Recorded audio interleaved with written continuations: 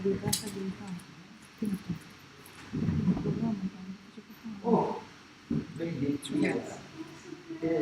Παίρνει λάθος. Το πω. Δεν το βάλω έτσι. Πώς γράφετε τα αγγλικά? Ναι. Δηλαδή οι λέξεις στα ελληνικά πώς γράφετε? Όχι στα αγγλικά. Τα αγγλικά στα αγγλικά.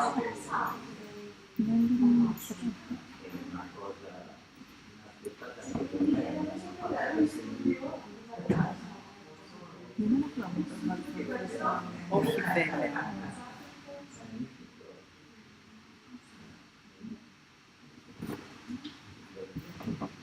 Είμαστε live. Δεν... Τι έπαθε?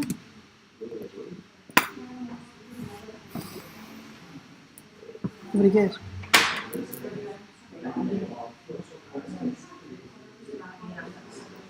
Το English.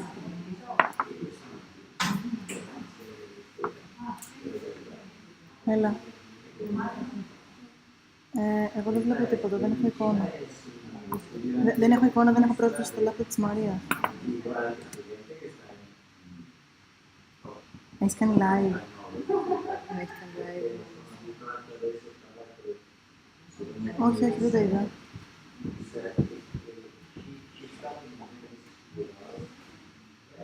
Ακούγεται το τικ, τικ, τικ, τικ, τικ, τικ, τικ. Που είχε πάντα τέτοιο.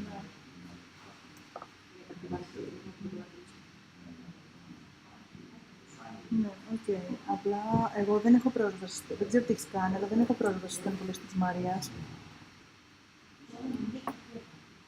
Όχι, είναι μπροστά στον υπολογιστή. Γιατί δεν ξέρω τι έπαθε, αλλά βλέπω μια μπλε οθόνη.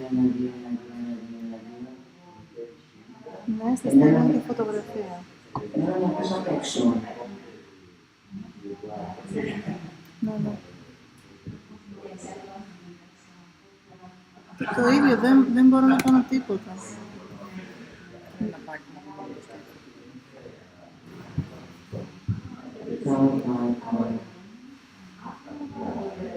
Είναι κάποιο βραχικύκλωμα, δεν μπορούν να το φτιάξουν. Όταν όμως βγαίνει το export δεν ακούγεται τίποτα. Δεν είναι από εμάς. Δεν είναι από εμάς το πρόβλημα. Τι και αυτοί ξέρουν. Εμένα με νοιάζει ότι δεν βλέπω τον υπολογιστή. Δες λίγο την εικόνα που σου έστειλα και σε παίρνω σε 1 δευτερόλεπτο. Ναι, σε παίρνω σε 1 δευτερόλεπτο.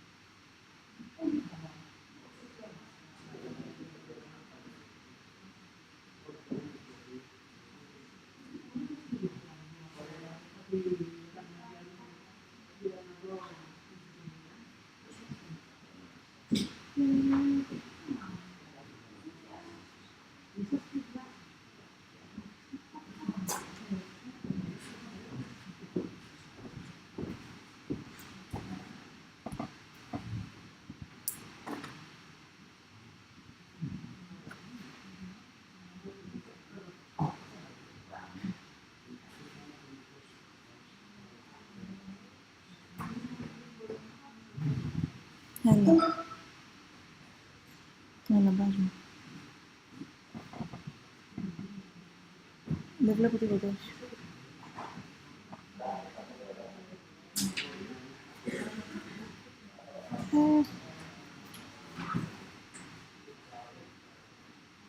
Οκ, εγώ δεν έχω εικόνα, δεν έχω καθόλου δεν βλέπω αυτό που σου είπα.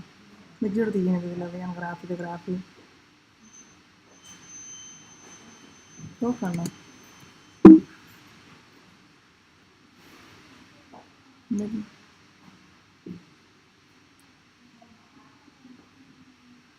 πειράζει τώρα τη συνοσμολογία. Άμα είμαστε live, δεν θέλω να αλλάξω.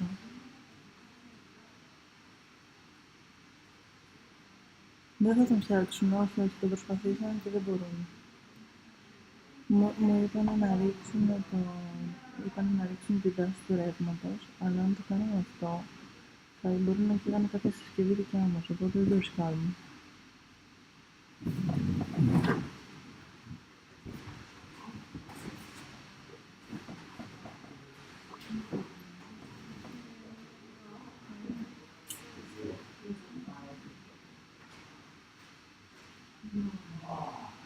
Και Τετέρα άνοιξε και την άλλη κάμερα, δεν ξέρω αν δεν μπορεί να το.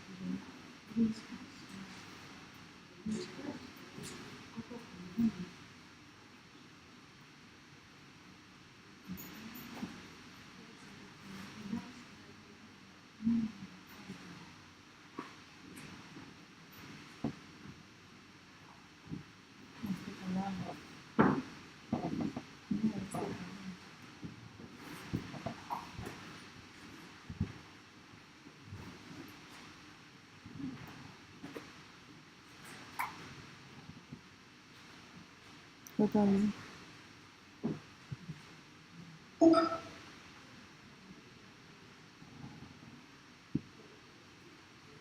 Όχι, όχι, δεν μιλάω, απλά εγώ δεν βλέπω τίποτα.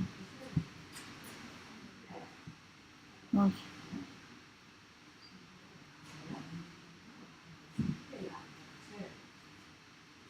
Εντάξει, έγινε, οκ. Ναι, ναι. Εντάξει, έλεπε,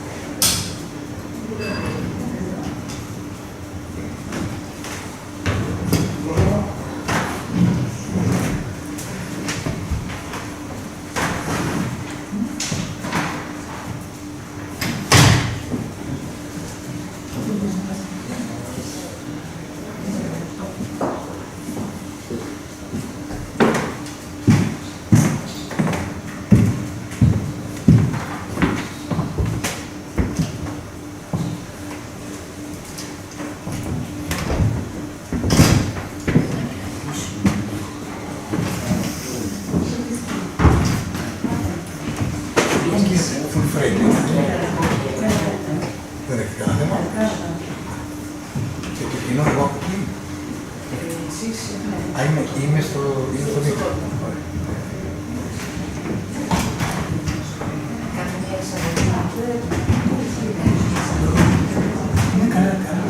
Κάντε το σώμα. Η γλώσσα είναι ελληνικά ή ελληνικά.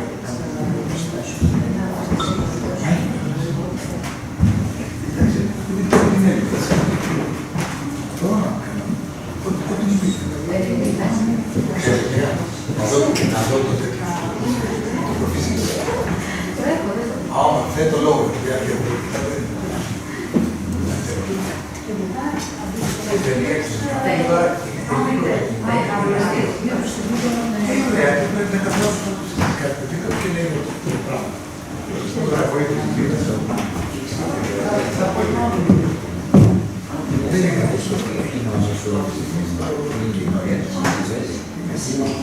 έχω άλλη προβλήμα. Μιλάτε ελληνικά για συγκεκριμένα.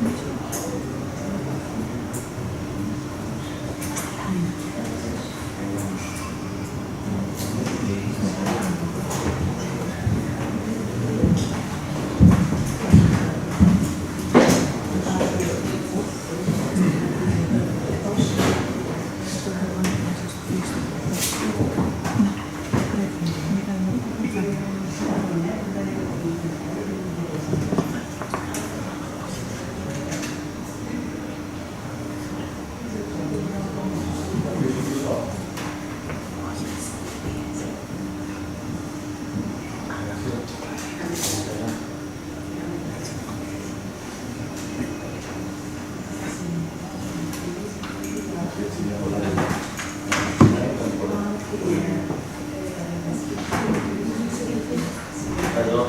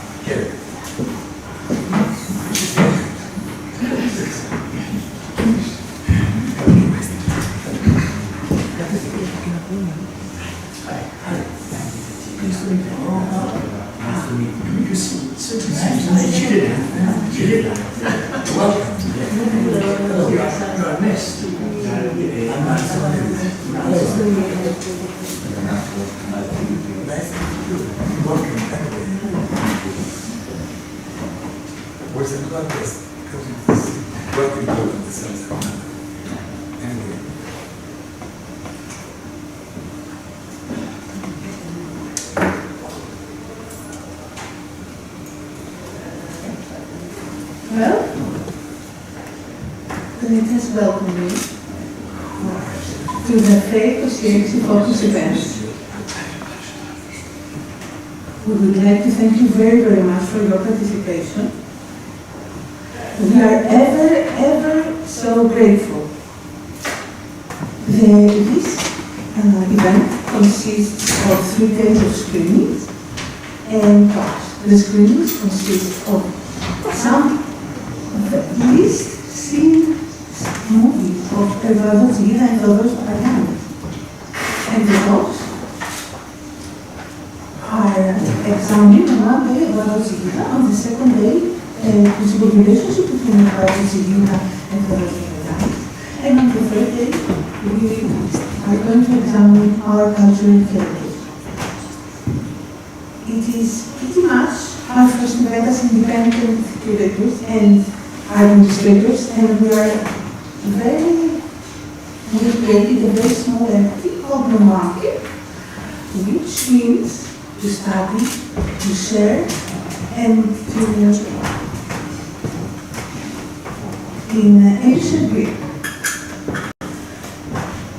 We have decided that we want to make a connection between science and art, and our first axis is space, especially through the context of cultural heritage.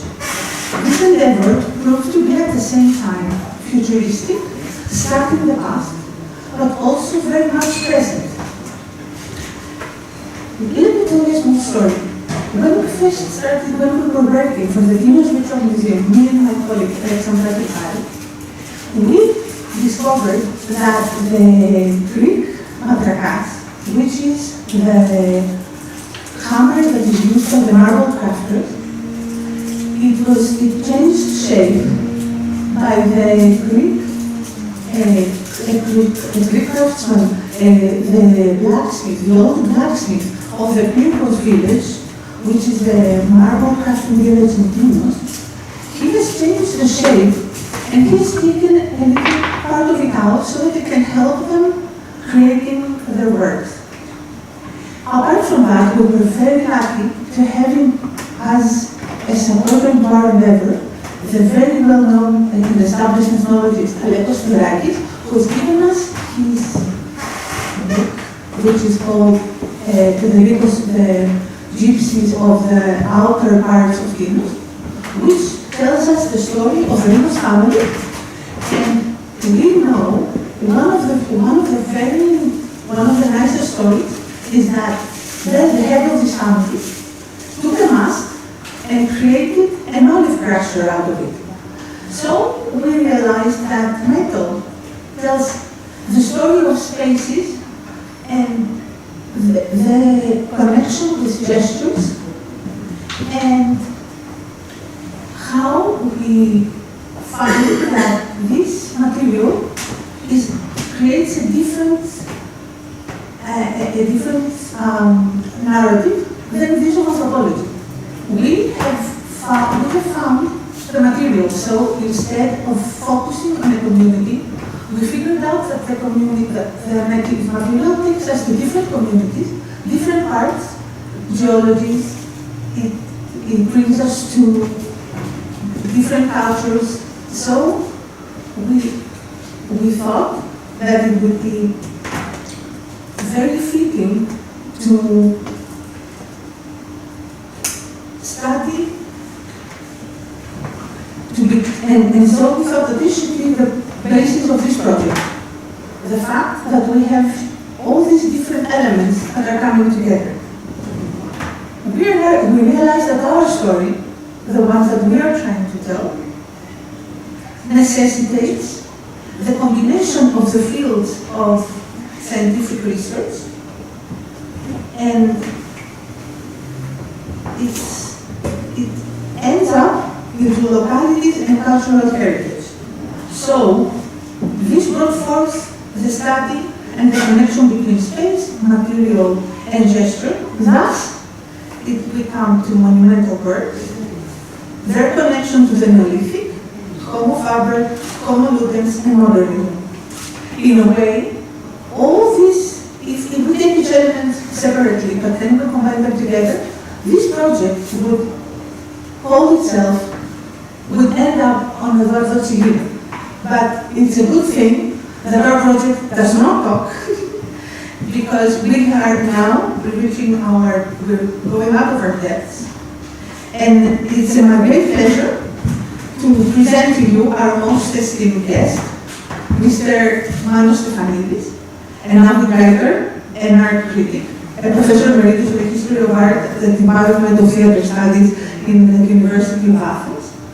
He has been in charge of endless catalogs. He's organized dozens of exhibitions, and he is one of the most important people in art in Greece. Let me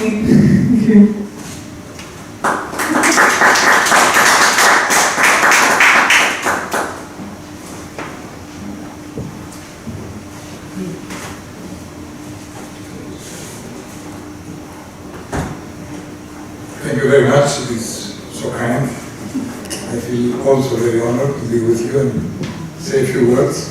I shall speak also in English and in Greek because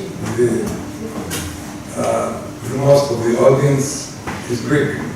But anyway, let me make a very short introduction to my subject matter. I think we are here in the most ideal place to talk about sculpture, a museum of cycladic art. Cycladic art is the very beginning of European sculpture. Chillida himself visited Greece and inspired by this pure geometry and inner feeling of those statuettes, I mean the marble production of cycladic art. But more than this, I'm going to present you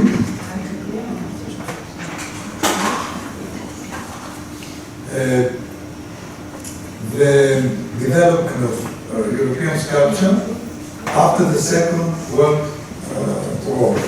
And it is important to talk about this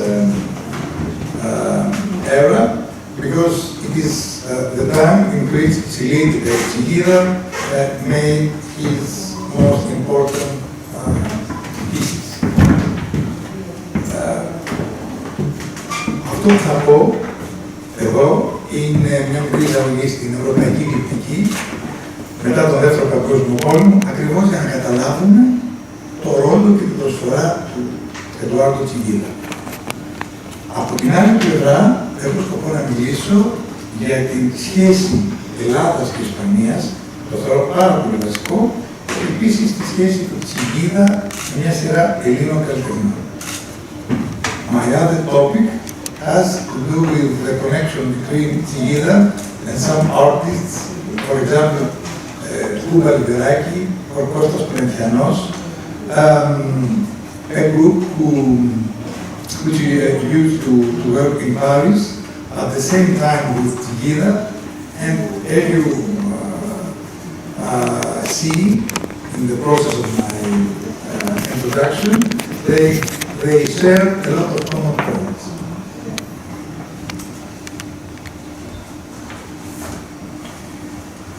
Μερικοί από εσάς πρέπει να το έχετε ακούσει. Είναι ο Δημήτρης Περδικίνης.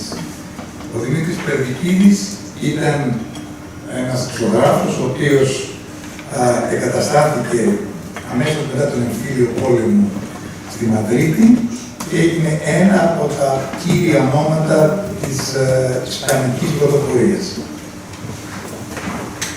Συμμετείχε στις ομάδες Λαβαλσέτ, συμμετείχε είχε σχέση με την Κύπρο Κρόνικα. Αυτό είναι ένας κατάλογος που έκανε το Ίδρυμα Λασκαρίδη και μια πάρα πολύ ενδιαφέρουσα εισαγωγή σχετικά με τα θέματα τα οποία θίγω εδώ. Δηλαδή, τη σχέση Ισπανίας και Ελλάδας. Αυτό είναι ένα μικρό βιβλίο, τυπωμένο τη δεκαετία του 60 στο Παρίσι, από τη σειρά Μουσείου Chillida, δηλαδή μικρά βιβλία τσέπης. Είναι η εποχή που η Κούβα Λιμπεράκη, πρώτη γυναίκα του Μόρανη, συναντάει τον Eduardo Chillida. Αυτό είναι ένα πρόσφατο βιβλίο, is a recent book of mine, dealing with Professor Θεόδωρου Παπαγιάννη. I'm going to say more about his artistic creation. And last but not least, this valuable book by Mikel Chillida, that will give the siècle, the sculpture of our time, of our era, in which there is a very important article about Chillida, his connection with Carvalho, with González, with Picasso, and my point of view has to do with the influence of Chillida in American sculpture. Mark Tissouver, David Carroll, we shall talk about all of this later. Θα ήθελα πολύ γρήγορα να σας δείξω το υλικό μου. Πόση ώρα έχω? Ένα υποσάλιστο. Ωραία, πολύ ωραία. Είναι υπεραρκετό.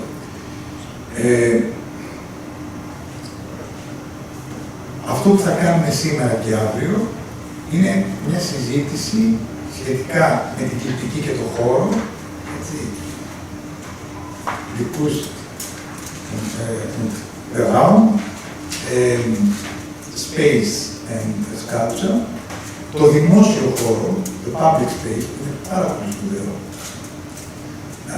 Εγώ πιστεύω ότι η τέχνη που υφίσταται την πιο μεγάλη κρίση σήμερα δεν είναι η ζωγραφική, αλλά είναι η γλυπτική. Και σημαίνει αυτό γιατί η γλυπτική δεν έχει πια δημόσιο χώρο για να αναπτύξει τον πολιτικό της λόγο. Η γλυπτική υπήρξε ανέκαθεν μια τέχνη βαθύτερα πολιτική, διατύπωνε δηλαδή μια πολιτική θέση. Και σήμερα καταδικάζεται να είναι ένα ομπζέ, ένα αντικείμενο υποδιωγμών και παράλληλα ένα αντικείμενο το οποίο στερείται πολιτικού λόγου. Και το τρίτο που θέλω να θίξω είναι η σχέση γλυπτικής και αρχιτεκτονικής, που είναι και η βασική προσφορά του Eduardo Chillida για όσο τον ξέρω. Έτσι, architecture and sculpture. Το εμβληματικό κτίριο του αρχαίου κόσμου, the most emblematic building of ancient world, is of course the Parthenon. Αλλά ο Παρθενώνας είναι πίστος γλυπτική και πολύ μετά είναι αρχιτεκτονική. Οι ίδιοι οι αρχιτέκτονες του το συνέλαβαν ως μια γλυπτική στον χώρο. Και ο διευθυντής, ο επικεφαλής των καλλιτεχνικών έργων ήταν κορυφαίο γλύπτης που λέγεται Φιδίας. Αυτό που αναβιώνει την γλυπτική στο Μεσαίωνα είναι η σχέση του γοτθικού ναού με την γλυπτική. Και αυτό είναι ακριβώς η μεγάλη καινοτομία.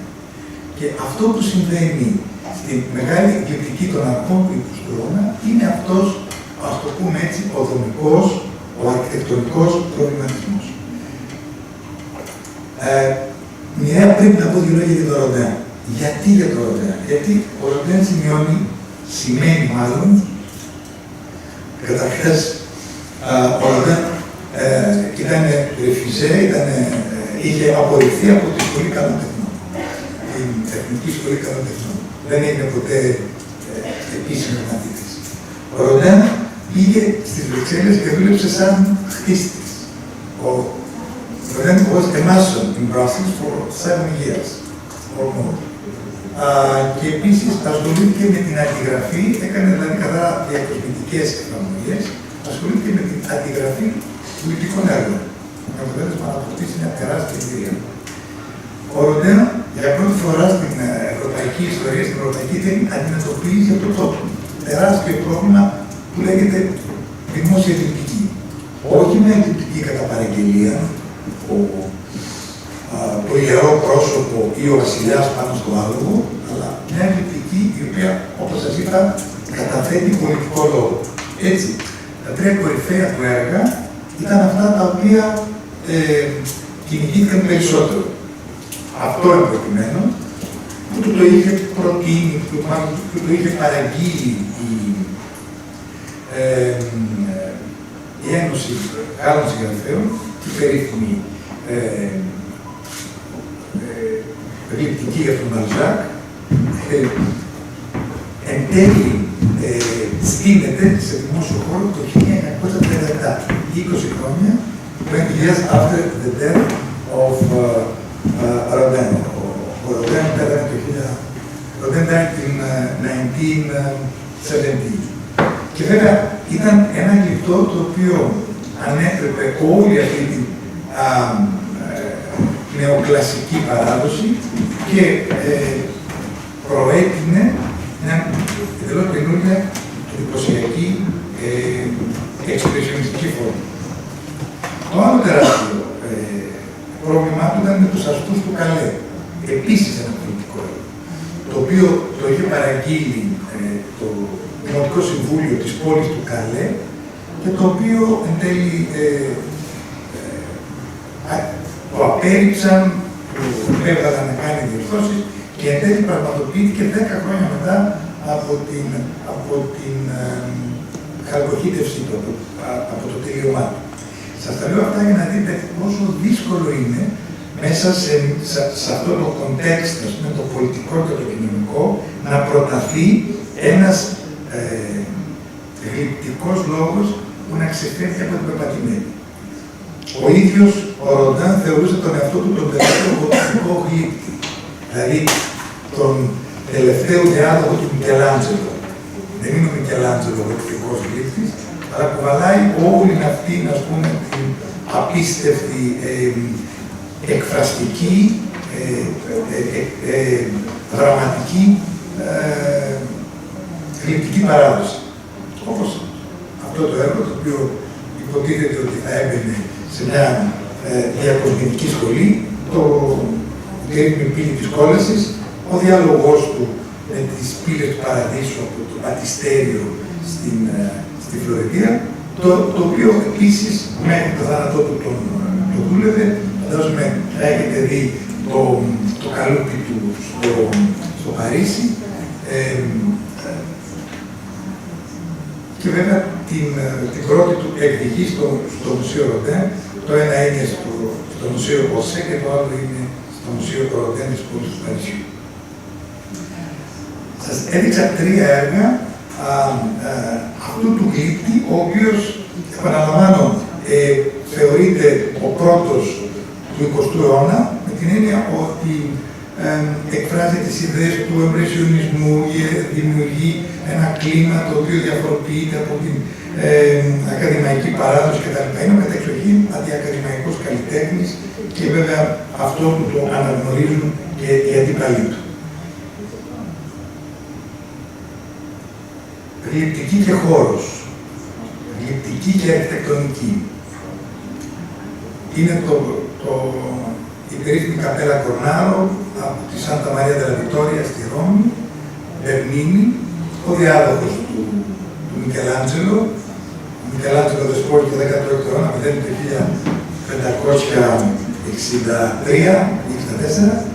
Αντίθετα, ο Μπερνίνη, κυριαρχεί του 17ου αιώνα, είναι η περίφημη Αγία Θηρεσία σε έκσταση, αλλά αυτό που εμένα με ενδιαφέρει πιο πολύ και θέλω να δείτε είναι τα δύο αυτά εδώ θεωρία, όπου η οικογένεια των Κορνάρο παρατηρεί το δρόμενο, το θαύμα, έτσι.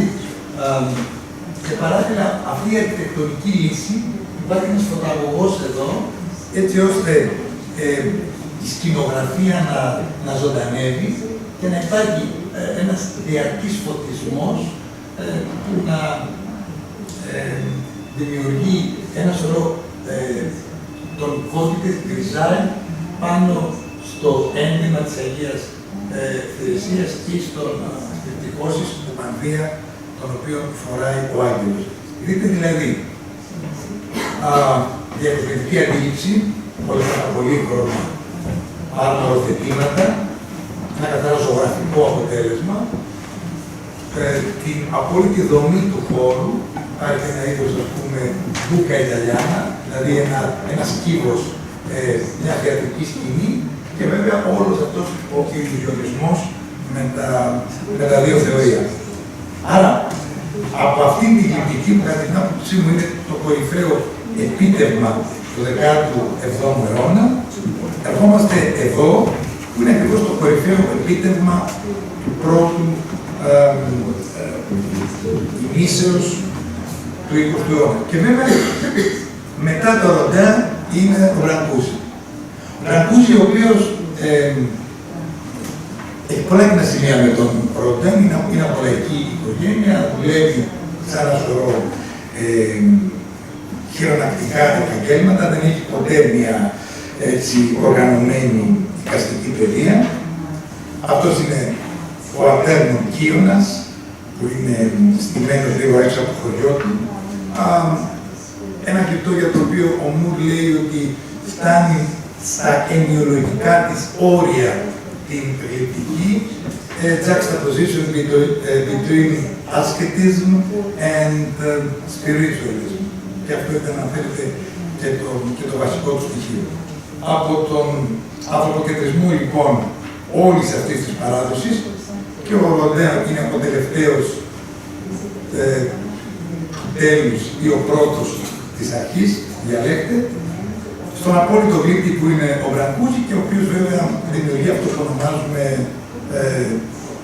abstract sculpture, αυτό που λέμε αφηρημένη γλυπτική.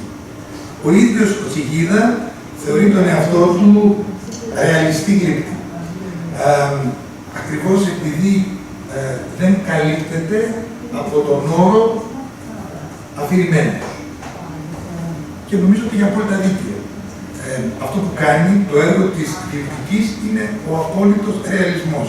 Θέλω να πω ότι μπορεί οι φυσικές εικόνες γύρω μας να είναι φευγαλαίες και ανατρεπόμενες και να μεταλλάσσονται, αλλά το έργο της γλυπτικής είναι αυτό εκεί και παραμένει η απόλυτη πραγματικότητα.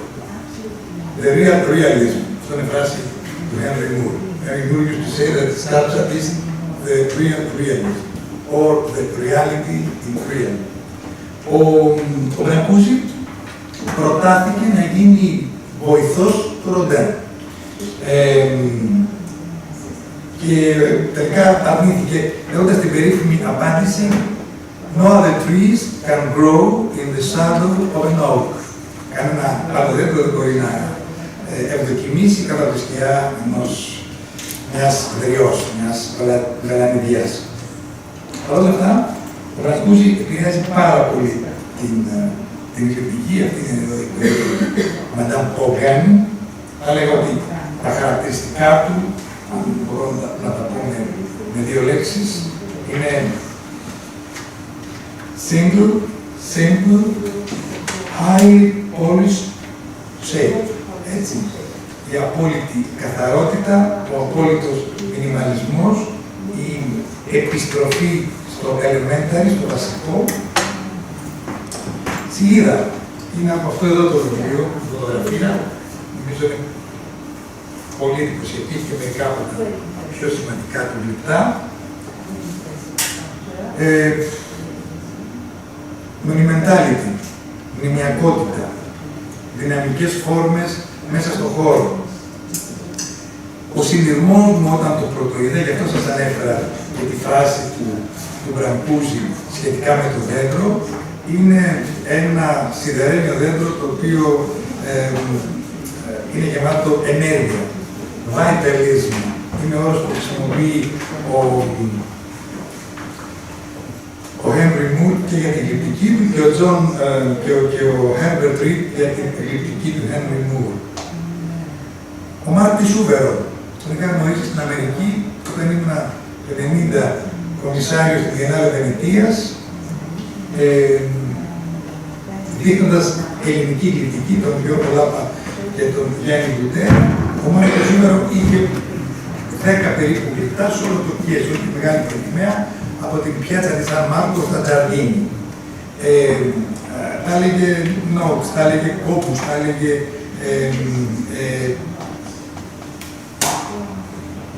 λύσεις, μάλλον δέσεις και λύσεις. Αλλά η σχέση του νομίζω με τον Chillida είναι κάτι παραπάνω από προφανής. Ο Chillida, οι μεγάλοι γλύπτες στον 20ο αιώνα, κατά την άποψή μου, ο πρώτος είναι ο Γκονζάλεφ, έτσι, που γεννιέται προς το τέλος του 19ου αιώνα, 1874, αν θυμάμαι καλά. Και αμέσως μετά είναι ο Καργκάλιο και ο Chillida. Κατά σύμπτωση και ο Γκονζάλεφ και ο Καργκάλιο συνεργάζονται για ένα διάστημα με τον Πικάσο, διδάσκοντας τον Πικάσο τεχνικές χρήσης του μετάλλου και εμπνεόμενοι βέβαια από τη δική του κυβιστική φόρμα. Κατά την άποψή μου, ο Chillida, ο οποίος όπως ξέρετε ήταν και τερματοφύλακας και μάλιστα προβεβλημένος στην Real Sociedad, ένας τραυματισμός στο γόνατό του τον απομάκρυνε από τα γήπεδα και τον έφερε στους χώρους των Γκαλερί κτλ. Ο Chillida λοιπόν, ο οποίος έχει σπουδάσει αρχιτεκτονική, κατά την άποψή μου είναι βαθιά επηρεασμένος από το Bauhaus, δηλαδή από αυτήν την καθαρά δομική αντιμετώπιση του γλυπτικού ζητήματος. Δεν υπάρχει μεγάλος γλύπτης δάσκαλος στο Bauhaus, είναι ο Καντίνσκι, είναι ο Κλέ, ο Σλέμερ, όμως η σκέψη όλων αυτών των εικαστικών καλλιτεχνών, των φωτογράφων, είναι καθαρά πλαστική. Δηλαδή είναι πάρα πολύ κοντά σε μια γλυπτική έκφραση στις δύο διαστάσεις. Αυτό που σας δείχνω εδώ. Κοιτάξτε μια οχρή αντανάκλαση, είναι η εγκατάσταση ενός ζωγράφου που ήξερε που γνώρισε τον Chillida, είναι ο Έλληνας Χρήστος Καράς. Αυτή είναι η εγκατάσταση σε ένα σταθμό του μετρό της Αθήνας, όπου βλέπετε όλα αυτά τα κονστρουκτιβιστικά γεωμετρικά στοιχεία, τα οποία θεωρούνται σε έναν αχανή διαστημικό χώρο, έχουν αναφορές σε αυτά τα κοινά στοιχεία, σε αυτή την κοινή βασική γλώσσα, την οποία υπενήχθηκα στην αρχή. Είμαι γερμανομαθής, ήμουν επισκέπτης καθηγητής στο Freie Universität στη Γερμανία, ήμουν στο Τίτλο, στο Kunstmuseum. Όταν πρωτοείδα αυτό το γλυπτό στο Βερολίνο, λίγο μετά, πίσω το 2000 νομίζω, ότι στείνεται, είναι λίγο μετά την Ένωση της Γερμανίας, προφανώς μετά την πτώση του τείχους, είναι έξω από την καγκελαρία. Η καγκελαρία είναι πάρα πολύ με τα Bauhaus, ένα πολύ αυστηρό και ανέμπνευστο, θα έλεγα, κτίριο. Οι Γερμανοί θέλουν με κάθε τρόπο να επιδείξουν μέσα από την αρχιτεκτονική, την πολιτική και την οικονομική τους δύναμη. Δεν τα καταφέρνουν πάρα πολύ καλά. Και έρχεται τώρα αυτό το γλυπτό και δραματοποιεί το χώρο.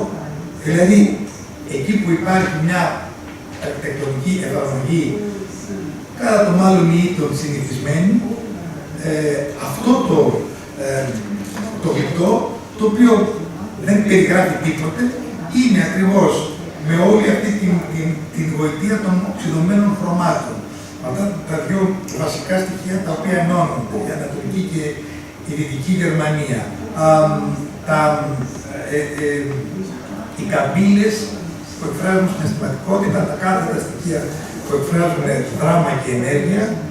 Νομίζω ότι κανένας Γερμανός καλλιτέχνης ίσως ο Εντουάρντ αν ζούσε, δεν κατάφερε να δώσει με πλαστική φόρμα αυτό το μείζον ιστορικό γεγονός της Ένωσης της Γερμανίας.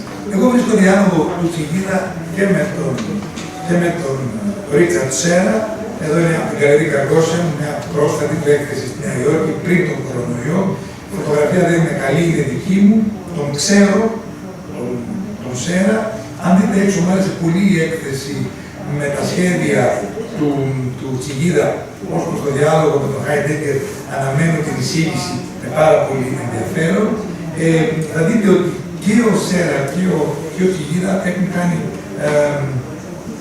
μαυρόασπρα σχέδια τα τελευταία τέταρτα στο Σαν Φρανσίσκο πριν από 3 χρόνια, τα οποία έχουν μια εκπληκτική, ας πούμε, συνάφεια.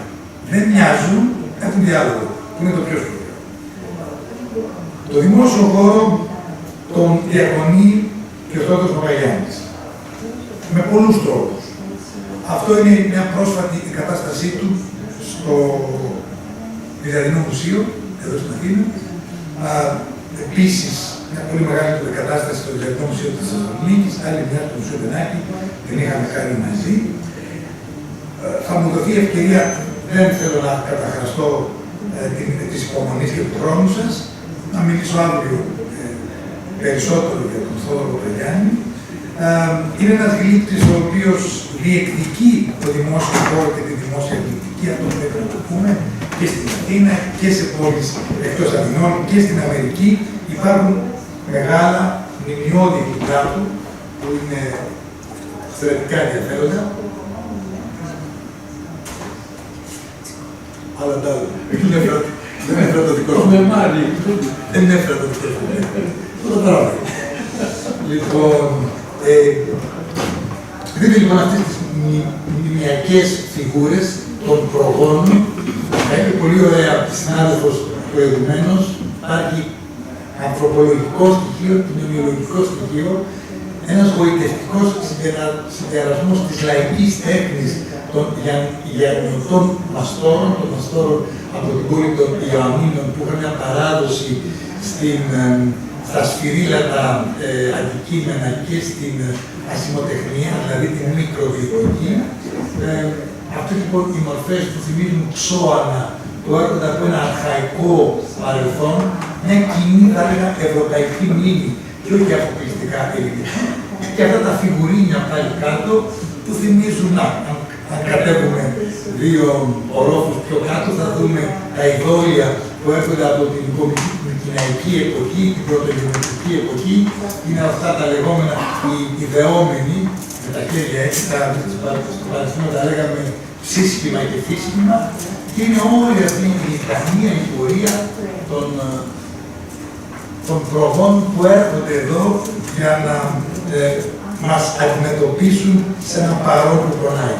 Από τη μεγάλη έκθεση που είχαμε κάνει στο Μουσείο Μπενάκη, αυτό είναι το έθριο, ο Παπαγιάννης ενδιαφέρεται πάρα πολύ για τη σχέση του δημόσιου χώρου με το έργο τέχνης, το ατελιέ του, το μουσείο του στα Γιάννενα, αυτά τα φιγουρίνια που είναι τελευταία της παραγωγή. Σας δίνω αυτή τη φωτογραφία γιατί ακριβώς μπορεί κανείς να καταλάβει τη σχέση μεγέθους. Και να τελειώσω με αυτό το κυρίως θέμα μου, δηλαδή με τον Eduardo Chillida.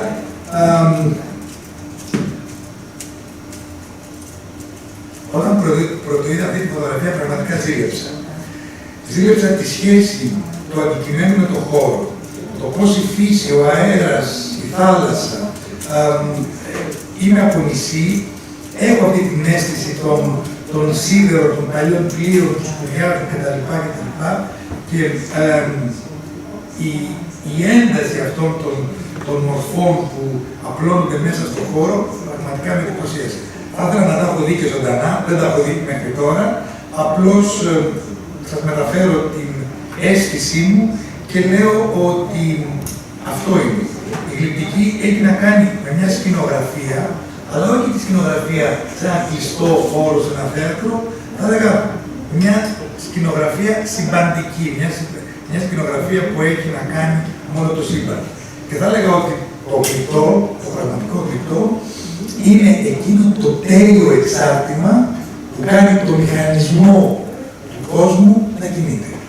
Αν το γλυπτό είναι αυτό που πρέπει να είναι, είναι το τέλειο εξάρτημα σε αυτόν τον μηχανισμό που μερικές φορές μοιάζει να μην μπορεί να προχωρήσει. Ο πατέρας μου ήταν τορναδόρος. Και ήταν αυτό, είχε αυτή τη μηχανότητα, χάλαγε ένα μηχάνημα και έφτιαχνε το μικρό εξάρτημα εκτός μαζικής παραγωγής, εκτός νόρμας και πραγματικά το μεγάλο μηχάνημα που του είπε το γρανάζι κάτι, ξέρω εγώ, ένα μικρό κατατακτικό, μπορούσε πάλι να πάρει μπρος. Έκτοτε αυτή η εικόνα του μεταλλικού αντικειμένου που με τον τόρμο, με την πλάνη, με την πρέσα, είχε ένα φοβερό πράγμα, δράπανο κτλ. Και το διαμόρφωνε. Εμένα η γλυπτική ήταν από τότε μέχρι τώρα το ίδιο πράγμα. Αυτά έλεγα με τον Κουνέλη, θα τα πούμε αύριο. Και ο Κουνέλης και ο Chillida έχουν μεγάλη σχέση με την ντοκουμέντα, αλλά δεν είναι της παρούσης. Και κάτι τελευταίο, κάπου εδώ πέρα ολοκλήρωσα, πρωτοέμαθα για τον Chillida από τον Τόνι Σπιτέρη. Ο Τόνι Σπιτέρης είναι εγκεκριμένος, εξαιρετικός τεχνοκρίτης, πρόεδρος για ένα διάστημα και αντιπρόεδρος της ΑΕΚΑ, της Association Internationale de Critique d'Art, φίλος και αντίπαλος του Ρόμπλες. Ποιος είναι ο Ρόμπλες? Ο Ρόμπλες, ο Λουίς Γκοντζάλεθ Ρόμπλες, ήταν εκείνος ο κομισάριος, εποχή Φράγκο. Έχουμε πολλά κοινά στοιχεία. Δικτατορία του Μεταξά, δικτατορία του Φράγκο, η Σταρματάκης, ο Περδικίδης πάει σε μια απόλυτα πολιτικοποιημένη Μαδρίτη, έτσι δεν είναι, και εντάσσεται σε αυτές τις ομάδες που ασκούν μέσω της τέχνης μια, ας πούμε, αντιπολίτευση, έτσι. Είχα την ευκαιρία να γνωρίσω τον Αντώνη Σάουρα, όταν είχε έρθει το 1987 στην Εθνική Πινακοθήκη και είχε γίνει ένα μεγάλο αφιέρωμα στην Ισπανική τέχνη. Ο Αντώνης Σάουρα, ο αδελφός του Κάρλος Σάουρα, τον θυμάμαι, λεπτός, ψηλός, υποβασταζόταν από μια φακτηρία και μου είχε πει το εξής, αξίζει να το βρω και να σας το πω. Λέει ότι φωτογραφική έχουμε όταν η εικόνα ξεχάσει το πρόσωπό της και θυμηθεί τη ψυχή της. We have painted when image forgets its own face and remember its own soul. Νομίζω ότι είναι καταπληκτικό. Γιατί ανέφερα το Σπιτέρι? Γιατί ο Σπιτέρης από τη δεκαετία του 60 δημιουργεί πραγματικά ένα σοκ στην Biennale Βενετίας ως υπεύθυνος του Αντιλίου Νεγκρέκο, του ελληνικού περιπτέρου. Την ίδια εποχή ο Ρόμπλες παρουσιάζει τον Γκαγκάιο,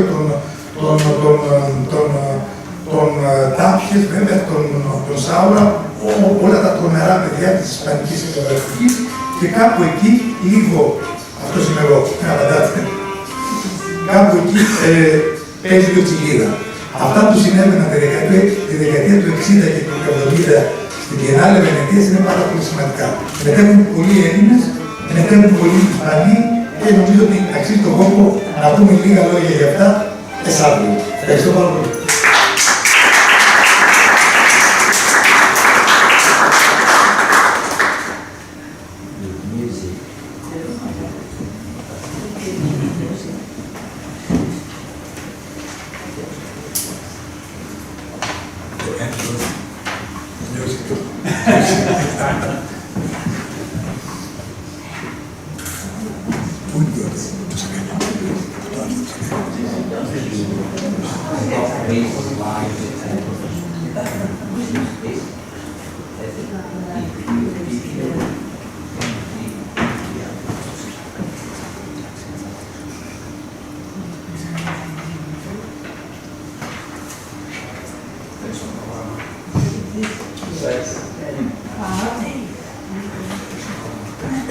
We are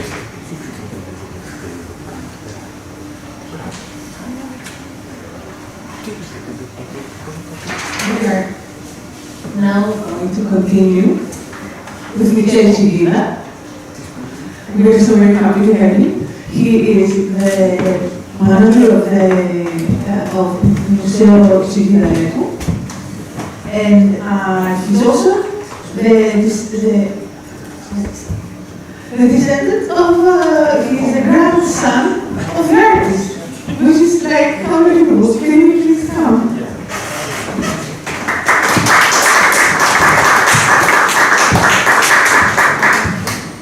Excuse me, and he looks like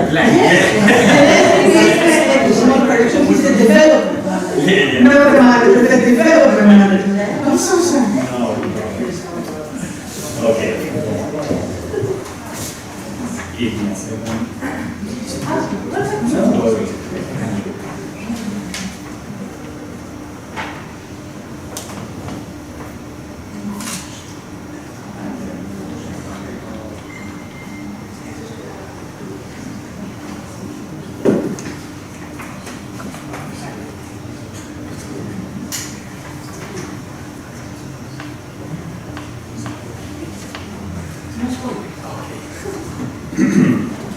Kalispera σας.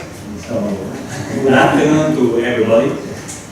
First of all, let me thank you to Sofia, Alexandra, thank you for inviting us to this great moment of this great meeting point where I'm glad to be.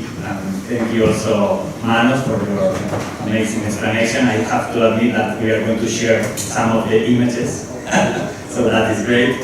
So let me start just with I'm going to talk about Eduardo Chillida, about my grandfather. I mean, I think that Chillida is an amazing artist of this last century, of course, but I think he was even a better human. So I'm going to try to explain you why I think this, and I'm going to try to explain what he did in life. So give you some places to put your feet and to be able to look to his work, but from your own point of view. So I have added some kind of sentences of my grandfather because it's interesting to see how he thought.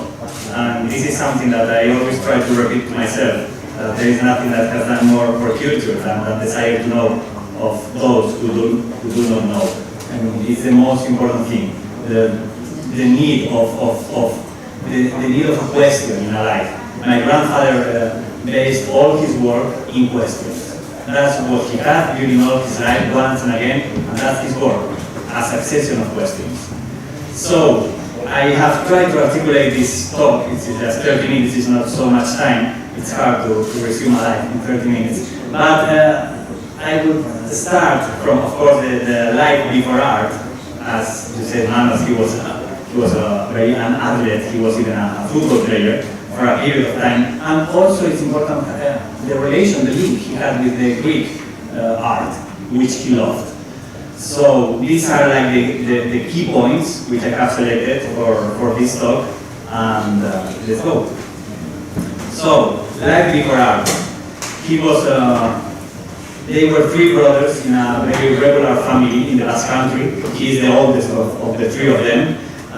Sadly, the smallest one passed away in an accident, a motorbike accident when he was in his 20s, but Eduardo and Gonzalo both were artists. That is quite amazing because his father was a military and his mother was a singer, a soprano, so the art was over there, but not in an unexpected way. These are Eduardo and Pili, my grandparents. My grandmother is a very relevant figure, main character in my grandfather's life, absolutely. He would not, I think that not his work, I don't know his work, but without my grandmother, my grandfather would have been an amazing artist, but maybe nobody will know him, because she was like the contact with the earth. My grandfather was an artist, but an artist needs something else, not just art. That was my grandmother. As you say, Manos, my grandfather in his childhood, he was an athlete, and he played in Real Sociedad for 1 year in the soccer team. He had a terrible injury in the last match of the first season he played with 18 years old.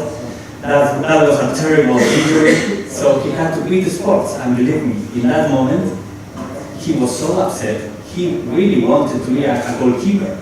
And the most interesting thing is, years after, when he was an well-known artist in the world internationally, when journalists usually asked him about his past, like a football player, like something that was, how could an international artist that you are a sculptor could be a soccer player, a football player? That was like something very strange. And his answer was amazing. He said that during all his life, he had been always working with the same elements, even when he was a goalkeeper and now that he was a sculptor. Time and space, and the intersection between both of them. He always said that the goal, the area in a football pitch is with the goal makes a diedro, I don't know how to say in English, sorry, a diedro, I think something like that, but makes the only three-dimensional area in a football court, and it's where all the active actions happen in a football match, and the goalkeeper is the only one which is facing this action and trying to measure time and space all the time. So, okay, I have to say that also he studied architecture after quitting football and all the sports. He moved into architecture. He studied for 2 years in Madrid, but after 2 years he realized that he was not in the proper place, because for him what he said was that the architecture was an art focused on answers, and he was much more interested on questions. That's why he moved to art. I think that he needed to go out of the practicity of the architecture. Of course, it's an art, but we are also focused on a need. But the art is just focused on the question, not on the answer. That was the most interesting thing, and that's why he moved into art. He started to draw in the fine art circle in Madrid. He had an amazing ability to draw. He drew perfect bodies. He had the technique, but that for him was not enough. And one night, after thinking carefully about how far he was from art in this kind of beautiful drawings, he started to make he did one interesting thing. He started to draw with the left hand, like an exercise for himself. And what he found was that once he forget, or he was able to quit the technique, the ability of drawing, suddenly time appeared. And with time, you have time for the soul, for the heart, for the head. All of them, they appear on the left-handed drawing, not in the right-handed one. That was a beautiful drawing, but that was far away from what he thought was art, and not in the left. It was not so beautiful, but that was much closer to art. In a way, he was trying to say that in art, the beautiness is a limit, and you have to go through it, over it. Art is always behind the beautiness.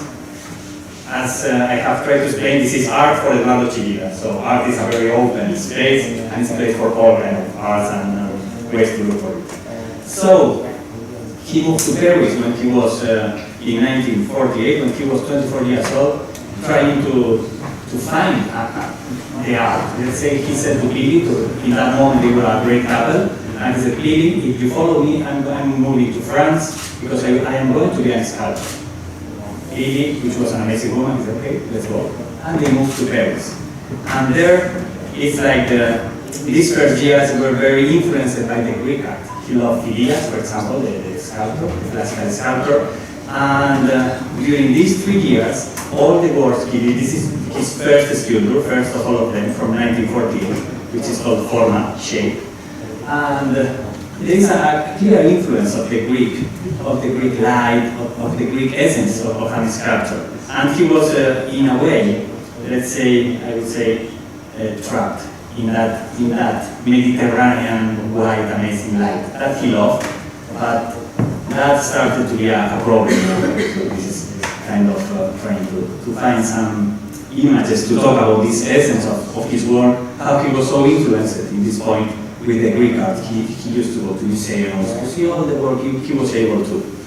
So after 3 years, this is where he get back to the Basque Country. That's another of the sculpture, that is torso, which is like body or torso. Is one of his works in 1949, made in plaster.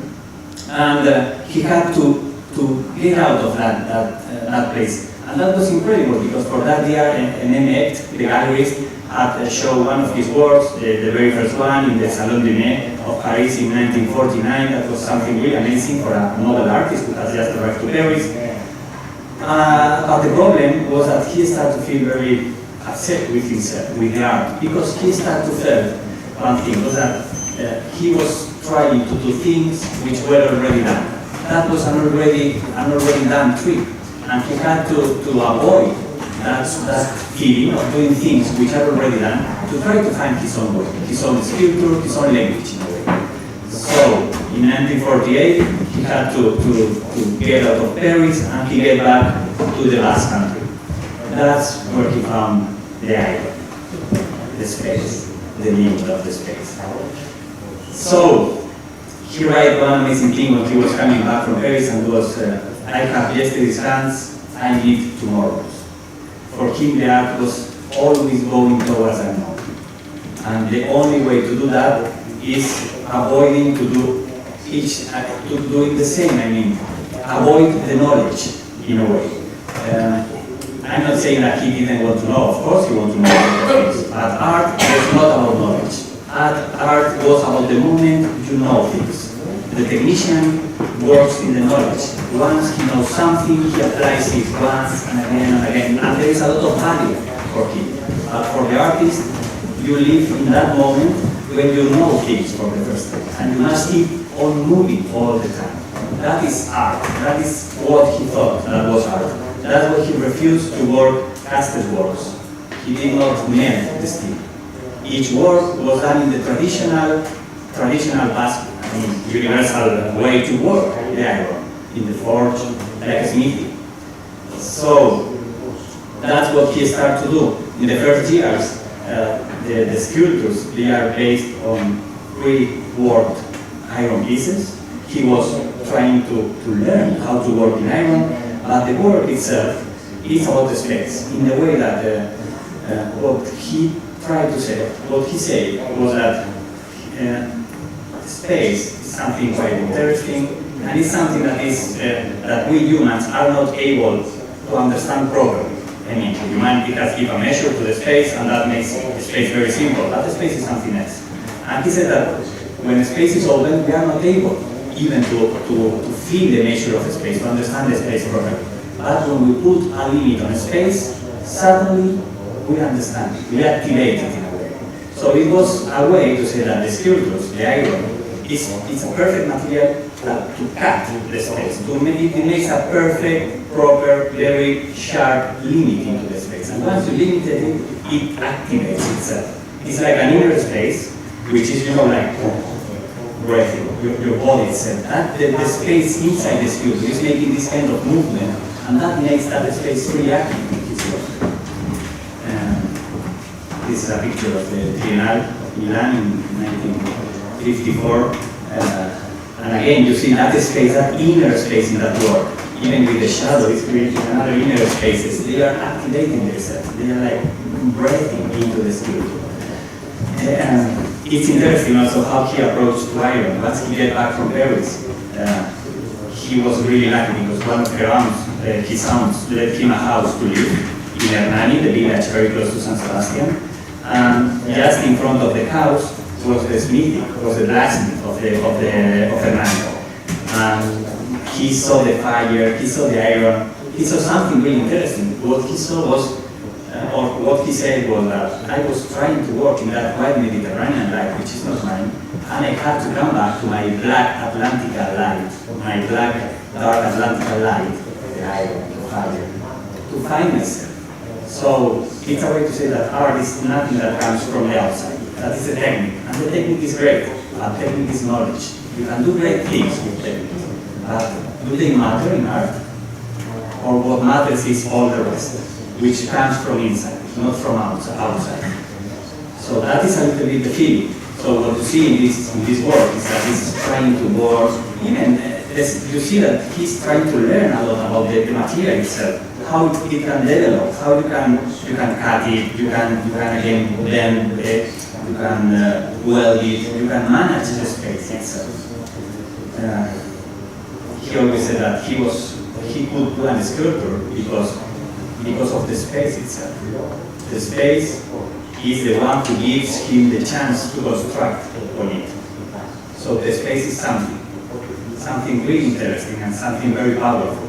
And also this is one of these, I would say, this kind of hit or key points. All his work is solid, it's massive. Each time you see a Chillida's work, you know what is it, in the way that if there is a space in his work, you are going to be able to see it. And if you don't see a space, it's because it's full of material. It's as simple as that. Why? Because he said, if you create a space which is not viewable for us, for the one who are looking to the world, it's like if you are taking out all the value of the space itself. So if you have something that has value, you will show it. That's why space should be viewable always in his work. It's as simple as that. So this is a sentence he wrote, and I thought it was quite interesting because he was talking about this idea of the space, something that is alive even in the sculpture. So I will read it because this is too hard to say my heart. So the space, sculptures are a function of space. I'm not talking about the space that is outside the form, that surrounds the volume and in which the form lives. But I'm talking about the space that the forms create, that lives in them, and that is all the more hidden it acts. I could compare it to the brain that makes the form great and contract again, that opens up in the space visible, that is impenetrable and hidden from the outside world. For me, this is not something abstract, but a reality that is physical as a volume that envelopes it. This space should be as perceivable as the form in which it manifests itself. It has its profound qualities.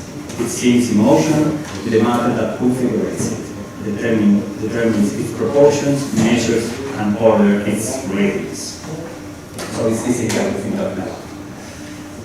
This is also, I mean, at this point, this is the Biennale of Venezia of 1958. Is, I would say, is probably the most important moment in his career because it's the moment when he suddenly became international, universal in a way, with this work in area, coming back to the roots and working in what is inside, not outside.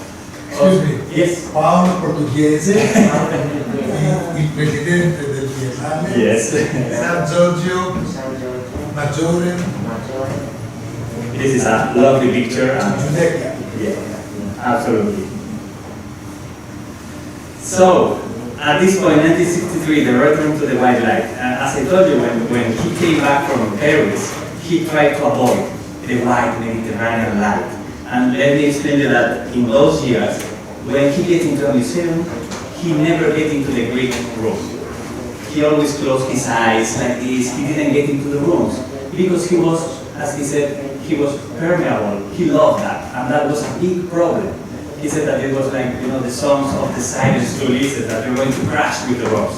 So he tried to avoid them until he saw this sculpture. When he saw Victoria Sonrecha, this beautiful hand in Paris, he was shocked. He spent all the morning looking to this sculpture, and when he got back to Ili, to my grandmother, he said, Ili, I have spent all the morning looking to a Greek work, and it has done nothing but to me. I'm recovered. So let's go to Greece. I have to get back to that space, which I've been really willing to go, but I was so afraid. So in these years, he constructed his dialect, his material. He always said that he was like a tree, you know, the roots in the place where you belong to, and the arms open as leaves to the world. So that is important. He was very aware of where he belonged. Not when he went to Paris, yet when he get back to Hernani. He belonged to a place. He used to say that his work was the work of a Basque man. It was a Basque work because he was a Basque man for that simple reason. So it was he was aware of this, not trying to avoid. He didn't like the idea of being universal as something like abstract. He said, no, okay, I am universal, but I am a Basque universal. Don't forget never where you came from. Because it's the point when you are in contact with reality, with the input. So you are a kind of filter with them. So be aware of that. So after that, he did, of course, he said, "Billy, let's go to Greece." They did a beautiful trip to Greece, 3 months, traveling, Cyclades, I mean, all these amazing places with Monsieur Clavier, who was the director of the Met Gallery and Billy. This is the workshop of Philia. So he was, you know, he enjoyed it really, really a lot. And it was a very, you know, a key point in his career, because after that trip, this is years later, because I have not found out better picture working the alabaster, but he got in touch again with the alabaster, with the light, and with architecture. So, this is something really interesting, the alabasters. He arrived to them after that trip to Greece, letting again the light get into the world. As I said, iron is about the space, about limiting the space. But alabaster is not about the space, it's about light. This is another thing. There is a change of paradigm. All this material, and also this is carving in a stone. This is also something quite great. You are taking out all which is not deserved. The sculpture is already there. You just have to arrive to it. So, following an intuition, which is also very something that we will talk about, the present, this is about light. You see the light in the material, get inside. So, it changes the way to approach to the work. As I say, here there are 2 interesting things. One is the present. I have just mentioned the present. My grandfather loved to work on the present. On the moment things happen. He used to say that the present is this very strange thing. It's a point which has not measure, which is between 2 giants, past and future, but everything always happens on the present. So you must be very sharp, very clear in the moment things happen. And he was always trying to work in that moment. Because if you work in this way, following an intuition in a way, you are also adding another thing to the equation. You are respecting the material. If you, before doing a work, you know how the work is going to be, you are not listening to the material. You are not open to it. You have closed all the possibilities.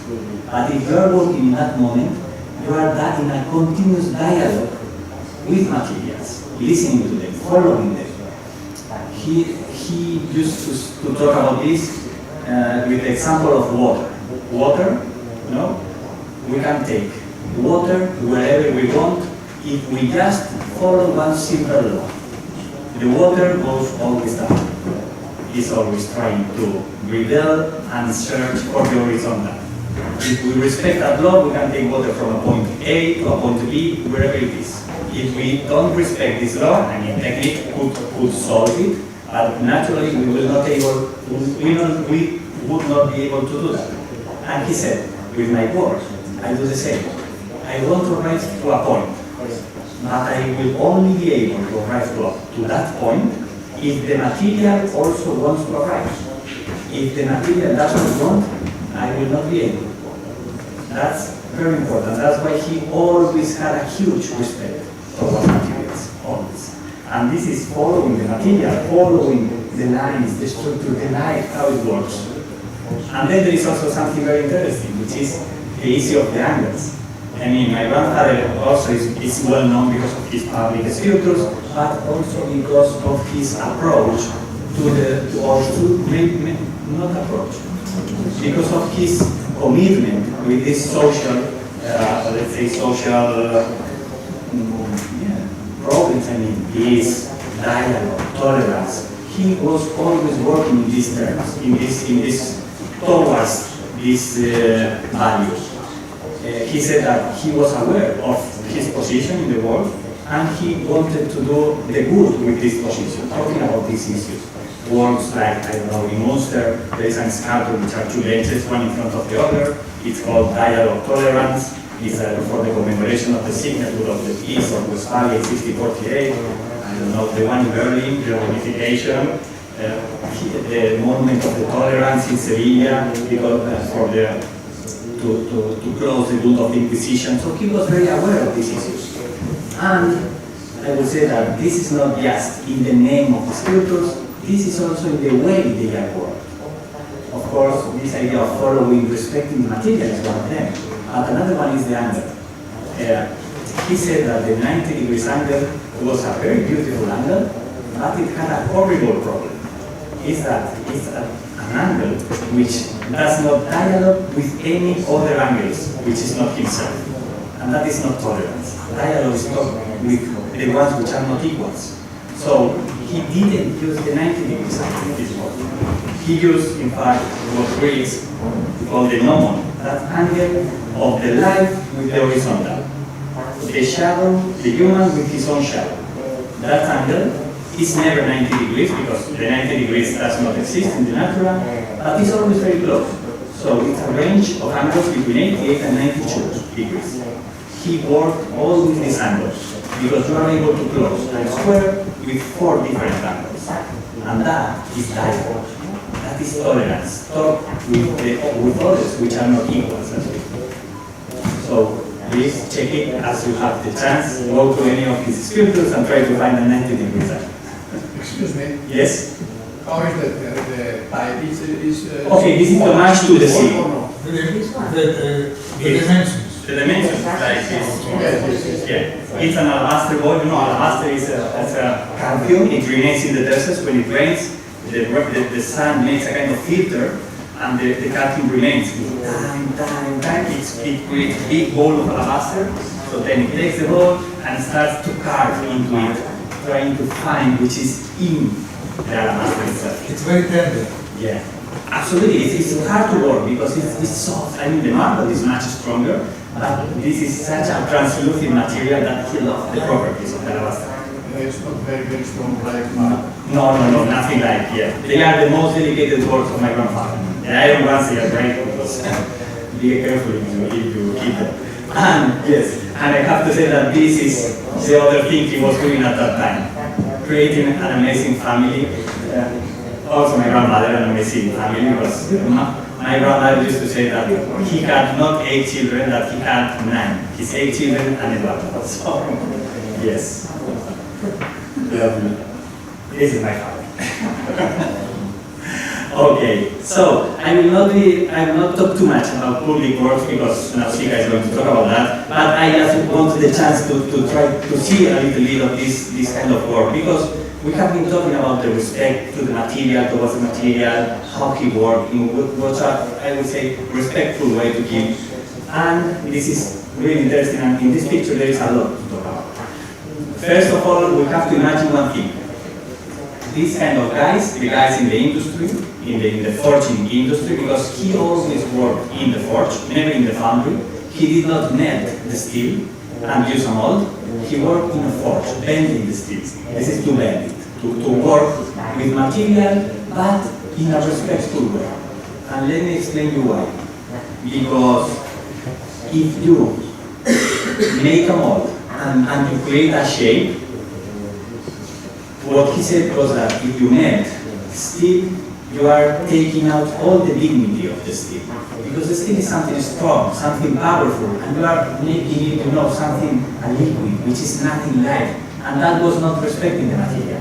And working in this way, which is much harder, it has one thing that happened which is amazing. Now, I'm going to, but if you look, when you make these movements into the steel, what happens is that when you bend, the material reacts.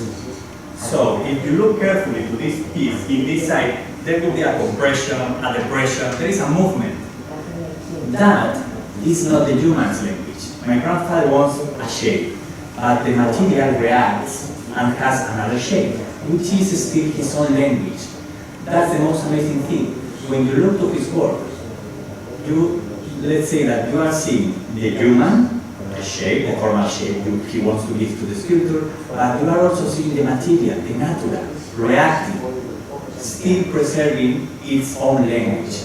That's why his work feels like it is part of the natural, because it's respected, and still is still.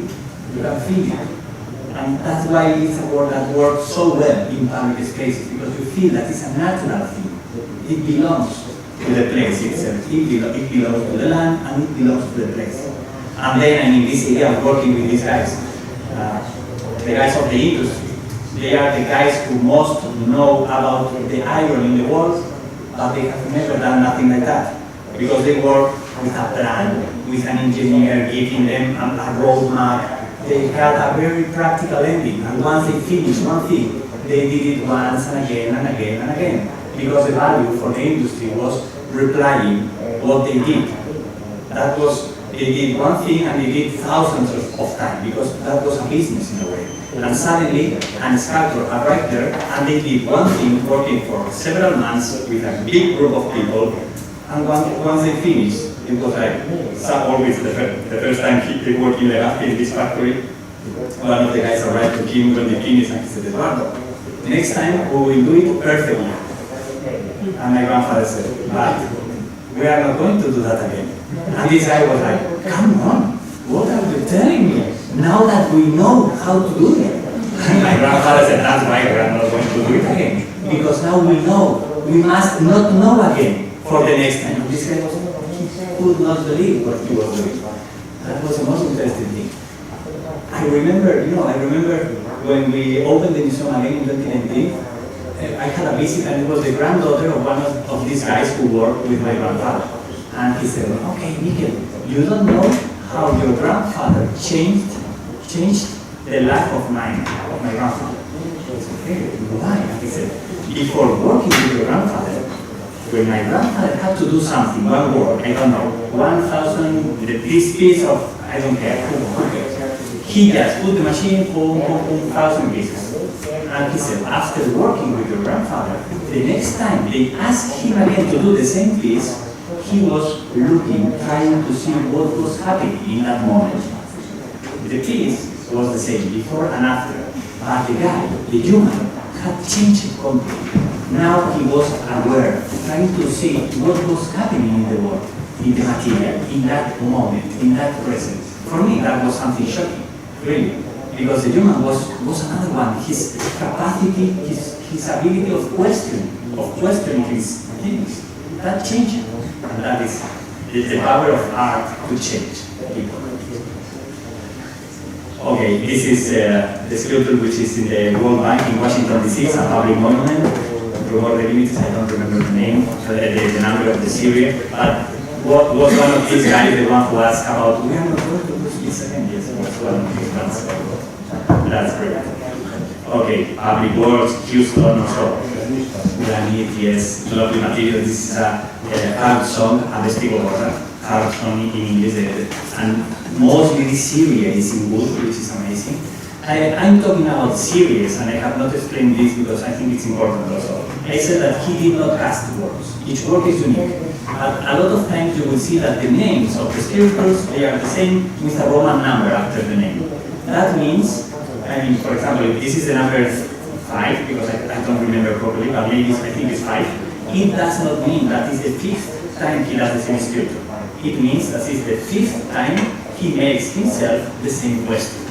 At each time he makes himself the question, his present is another one, he is another one, he is growing time. So the word, which is question as answer, is different. This is also beautiful work in the Castellana street in Madrid, the main street, which is working against gravity, lugar de encuentros, meeting point. And I think that meeting point, which is a theory of my grandfather, is one of the best ways to explain what he has done in his life. He was a creator of meeting points, places. Okay, Come of the Wind. This is an absolute masterpiece, and I can just smile when I look to these pictures because it's something, what he achieved in these places is astonishing, it's amazing.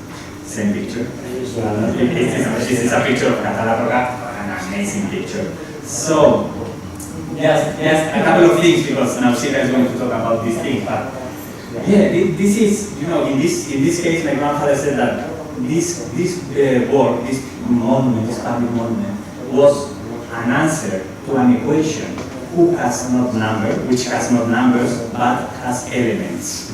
Stones, the sea, the horizon, the city. This is an edge, a limit. In the back is the city.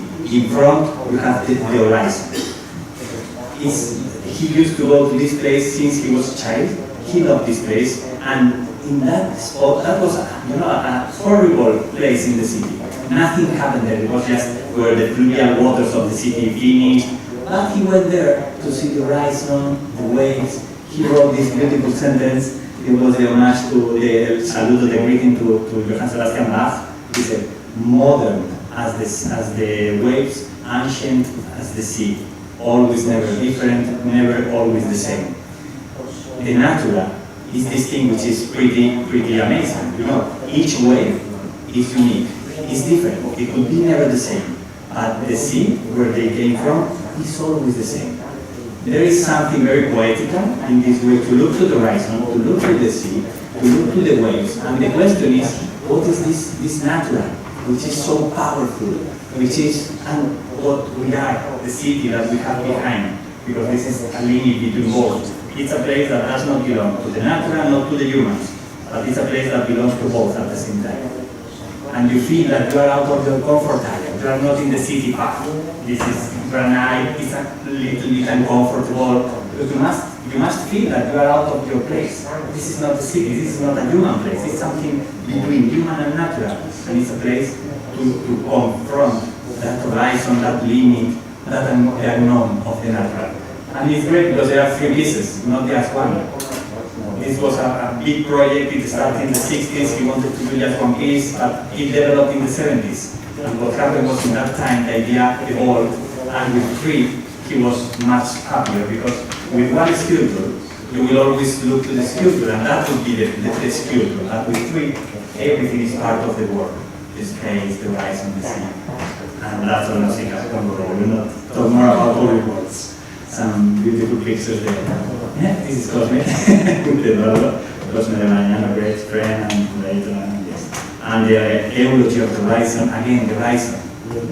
You see, he asked himself a lot of questions about the same things because he never get to the answers. About the horizon, he said one thing which is pretty interesting. He said that he questioned himself, or he asked himself about if the horizon was not the homeland of all humans.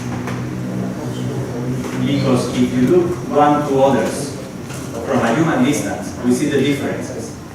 But if you go to our limit, which is the horizon, and you look to us from that limit, you realize that we are all the same, exactly the same. That is not the place where we belong to, the place where we are all the same. So, and this work, if you know, looking to the horizon, we have to the cosmos, trying to make this kind of idea of scale and to make ourselves this kind of questions. See, this is Berlin, this is the work of Berlin when he was working on it, and of course this is something pretty amazing to arrive to this place and to work with these people. It is the North Foundry. Is this the North Foundry? It's in Sidenor, in Cantabria, Reynosa, yeah. It was the biggest factory in those years in Europe, in the north of Spain, and this was the limit of steel piece he was able to work, 90 per 90 centimeters, the absolute limit. As you see, always trying to push the limits. You know, when he gets into the factories, he used to work small works that he called aromas, not sketches, aromas, because you must follow an intuition until you arrive to the work. And he took all the people, for this kind of work, we were maybe 30 people working with him. They were a big crew. So he took all the people in a place, he gave them the aroma, which is a proper sculpture. He gave to them, and they all started to look, the engineers, the technicians, the driver of the crane, all of them. He looked to the wall, one to others, then they returned to my grandfather, he took the sculpture in the back and said, now we are going to do this in 5 meters high. And they started to look one to others like a little bit nervous, and one of them usually said, Eduardo, we don't know how to do this. And he said, that's why we are going to do it, because we don't know. And he did another thing which is very beautiful. In the forge, there's always a lot of dust. It's iron dust in the floor. So he did this kind of dust. He made a line, he took all the people into the back of the line, and he said, this is the limit. You have been all your life working at this side of the limit, because you have a practical ending. You know, the engineer is going to say, you don't go through this Newton meter, who cares? And he said with me, that we are going to do art. We are going to work here. We are going to push the limits, because what he wanted, they were all afraid, of course. He said, don't worry, if anything goes wrong, it's my responsibility, it's in my charge.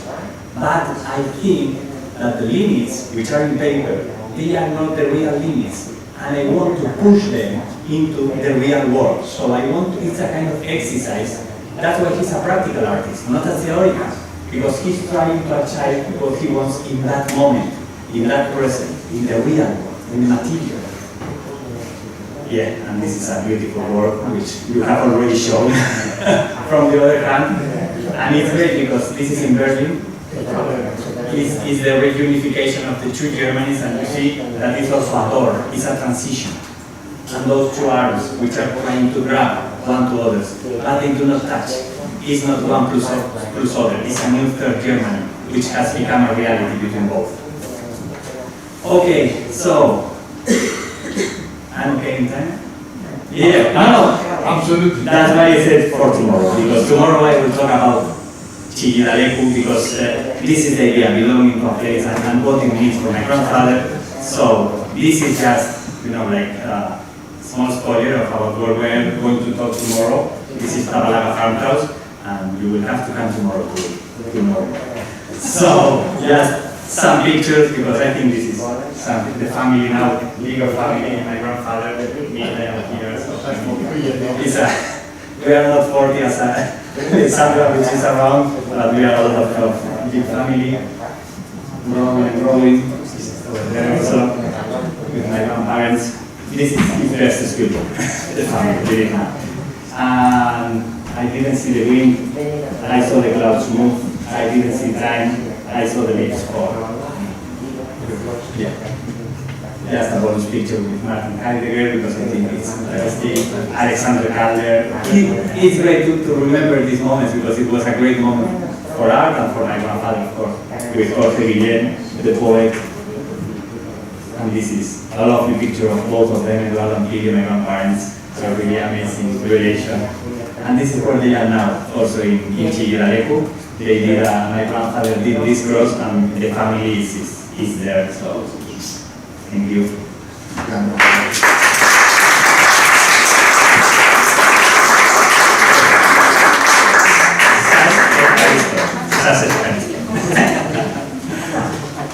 Okay.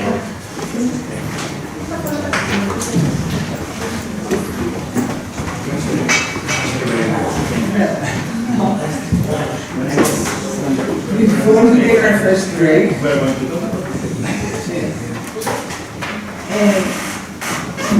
our first break, I would like to thank Mr. Mano Stefanides again, and after a very big thank you, because he has become a professor again, as he always does, and he has created an even bonus material for us, which is an unbelievable feature. And again, thanks to Mikel Chillida, who just gave this wonderful speech. I think that we can now have a small break, and we will return again in about 15 to 20 minutes. Thank you.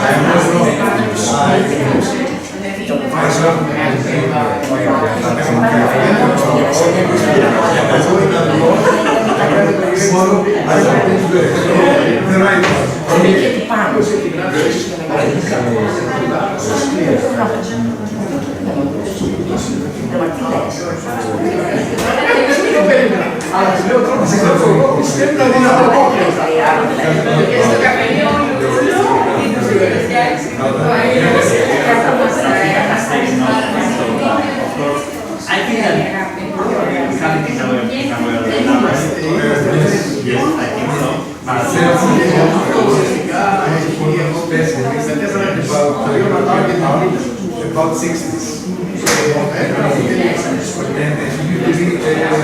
A friend of your grandfather. I show beginning of 50s in Paris. Name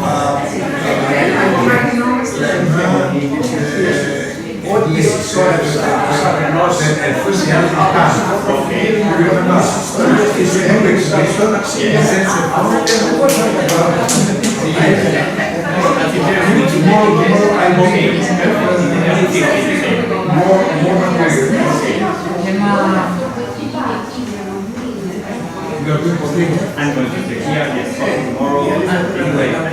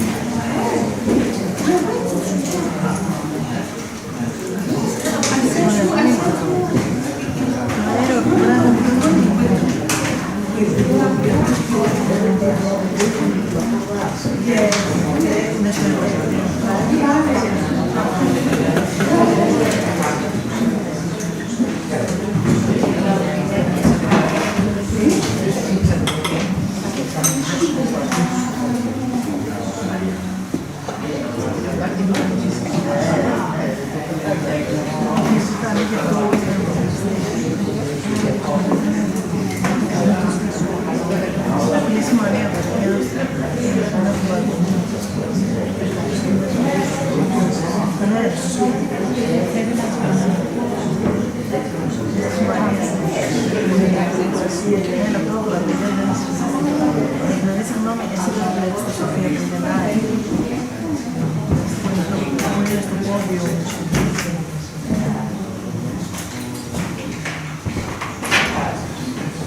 Πώς πάμε, πρώτα στο βλέπω.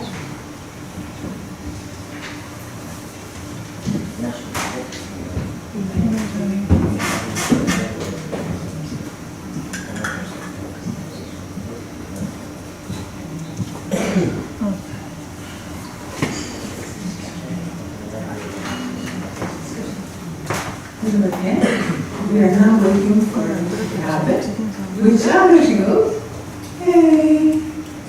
Hello! This is Mikel. What? Can you hear me? Yes, we hear you very well. And now this is Mrs. Rabe. We're very happy to have her with us. She's a doctor of philosophy, a full professor in the Journal of Contemporary Philosophy at the University of Antioquia, Medellin, Colombia. She's head of the research project, The Work of Memory Between Representation and Experience, Epistemological Fundaments and Reach of Aesthetic Processes in Intercultural Perspective, funded by the Committee for the Development and Research University of Antioquia. She also belongs to two other research groups of the Spanish National Research Council in Madrid, and in 2015 she had the first Eduardo Chillida chair at the Johann Wolfgang Goethe University, Frankfurt at Main. We will now turn to you. Thank you. So I will share my slides with you, and you can please Recording in progress. Okay.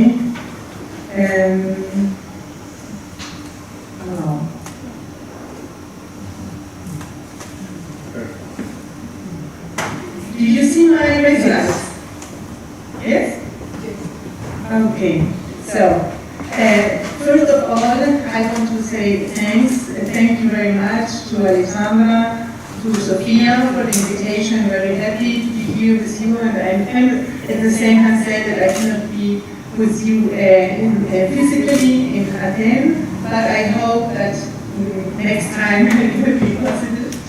And I will talk today, will be a more philosophical lecture than the others we had before, and because I'm a philosopher, and I will focus on the collaboration between Chillida and Heidegger in context of their common artist book, The Art and the Space, and then we focus on the concepts of space, time, place, and void.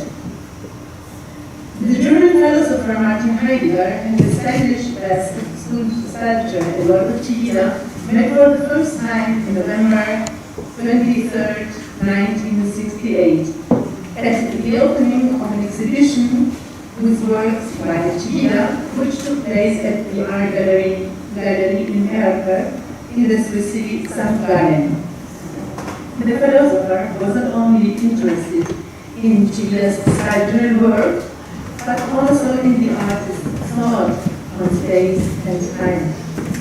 The intellectual affinities which Heidegger felt with Chillida will convince him, as we will see, that the Spanish past artist was ideal to cooperate with him in a beautiful project.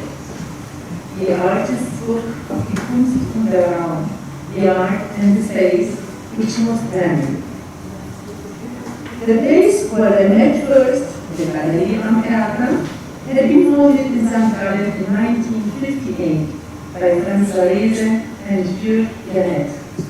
When the gallery moved in 1963 to a bigger building, the two directors founded the printing press Artpresse, together with the third business of the company, the publishing house Artverlag, which would publish small books, huge folders with graphic works, and from 1968 on also artist books in different sizes, where the artists of the gallery collaborated with writers, poets, and philosophers.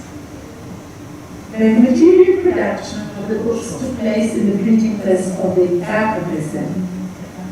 In its ateliers, the artists created the graphic art which corresponded to the book, while the authors of the written part trace their texts in their own handwriting into geographical stones, as Heidegger would do it in 1969 with his text, The Art and the Space. In the meeting at the gallery in Aachen in November 1968, Heidegger proposed to Chillida, as we said before, the idea of the artist's book. The letter was accepted immediately, and thus Heidegger worked in the following months on the essay for the book, while Chillida created 7 lithographs and 1 lithograph. And you know that you have a copy of the book there where you are having the event, but for the rest of the audience, I want to show you the different pages of this book so that you can have an idea how was this small size book in the size of the notebooks of where Heidegger noted his reflections, because Chillida suggested to do it in this size. So we see here the book, signing the already finished book, and this is in different perspectives, pictures that I took so that you might have an idea of how this book is, how it is composed. This you will see, sorry, the handwriting of Heidegger with a little collage by Chillida, and there was the other printed text that Heidegger's handwriting is really very, very hard to read. It cost me a lot, and I just succeeded after months of working together with the granddaughter of Heidegger. I managed to read something. I read German, but his handwriting was really very beautiful, but very hard to read. Here we have some samples. This is the first page of the book with the little collage, and the next pages is beautiful little collage by Chillida. We will see after how the void and the place will enter in this cosmos, Chillidian and also Heideggerian cosmos. So I just show you these pages, and this is the last.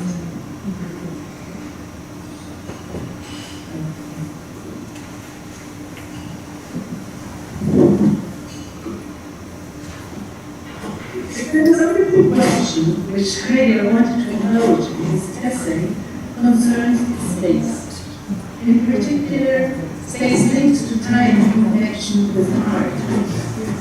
Words pointing out that Heidegger understands space generally as something effective and temporal. Accordingly, he says that spaces, angular in German, which means something like that it spreads out and leaves free, which is why it has an economic importance for human life in Heidegger's view. According to the philosopher, human existence, which Heidegger calls in German always Dasein, not existence, which comes from Latin, Dasein is always essentially open. Dasein means in German literally being there. This being there, which is open for whatever, has evidently a spatial nature.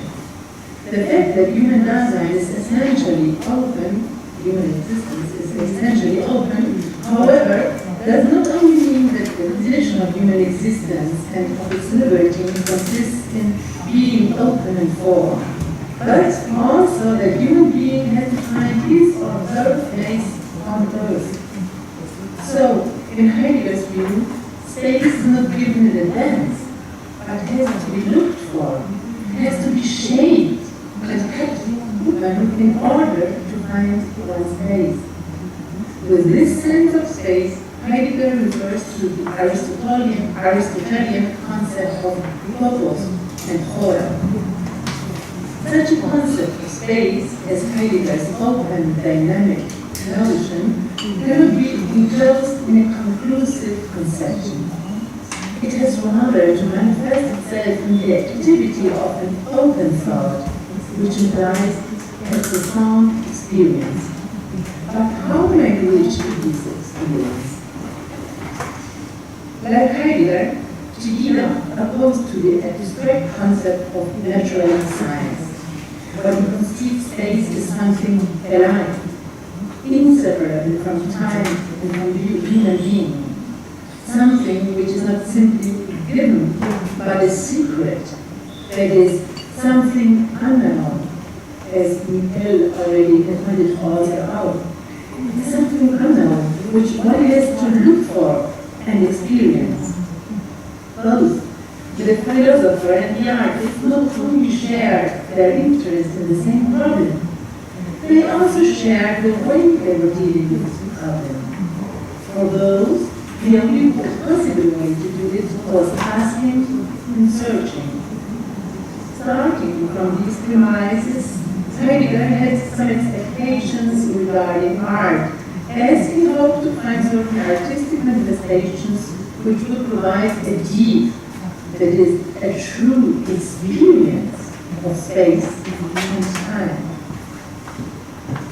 These are all pictures I have taken in different public spaces from Chillida sculptures you have already seen.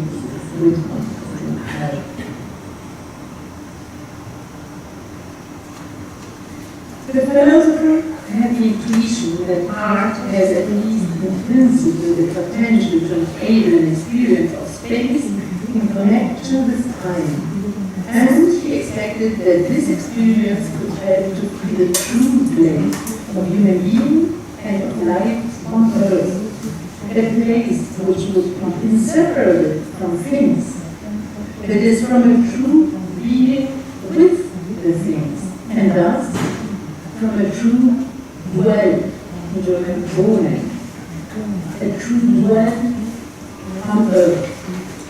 Precisely this was what Heidegger felt in Chillida's work and artistic thought, as he realized that Chillida's artwork invited to be there, that is, not only to be together with them, the sculptures, and to contemplate them, but also to be inside, to be outside, to be around with them, and starting from them also with the things of its environment. So that you can have an experience, a little, at least experience. I will show you several slides and pictures I took from this wonderful sculpture meeting place in Madrid. It's one of the different meeting places. Sculptures that Chillida did, and 3 are in Madrid. This is one of them. And let us go around and make the sculpture alive. You will see that after I will go back to this making alive and this experience with and there were the sculptures, with the sculpture and from this sculpture.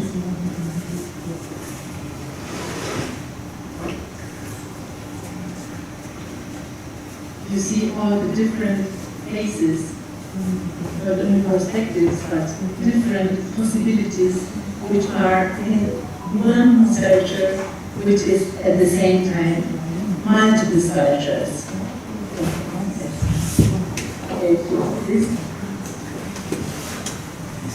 And as you have seen, the experience of being there, which Chillida's works enable, is obviously not static.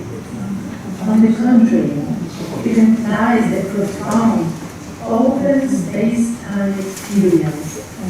It requires a constant movement which opens up to always new experiences, as true well does.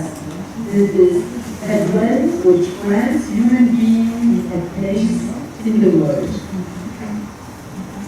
In the fellow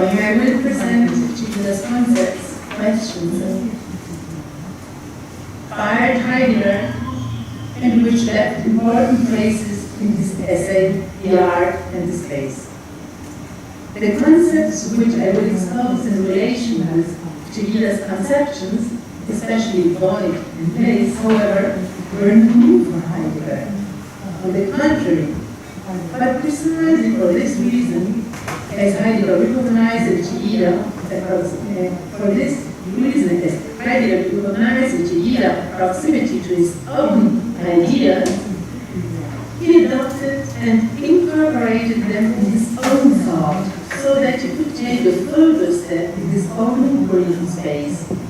His space, which, as we have pointed out, confers human being an essential freedom to openness. According to Heidegger, it is impossible to understand the relationship between space and art without taking into account place, and together with place, the environment, which Heidegger calls in German Gegend. However, if one wants to understand the way how art and space interact, one has not just to consider place, but rather experience of place. Experience, in German Erfahrung, which experience is something which is attained in motion. This is on the way. Being on the way means being open to the world, diving into the uncertain, and opening oneself to whatever will come.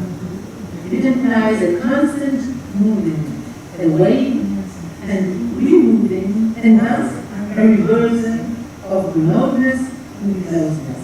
Let me show you now some different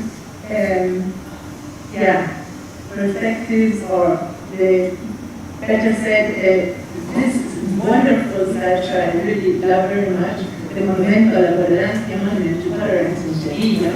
And this, I know this anniversary of the so-called discovery of America. In 1992, was inaugurated there and showed us and made this surrounding, this experience on the way with together with there with a statue. Inside, outside, and around.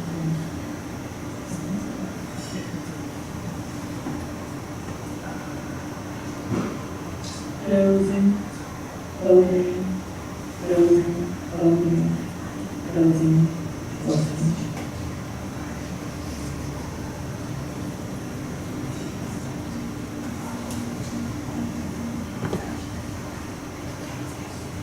However, if the notion of place is connected with an open experience to the unknown, as Heidegger suggests, then it seems that place is necessarily something area, like the air. Does this mean that place doesn't exist? That is, that they are places are lost in the void which divorce them? Let us go back to the interplay between art and space and see if the experience of this interplay can give us the gift of a place. Let's contemplate for that purpose the space-time experience to which Chillida's sculpture invites. I have already shown some examples. What does the artist suggest us? According to him, this sculpture should be, and it's a quote by Chillida, should be attentive to all which moves around it.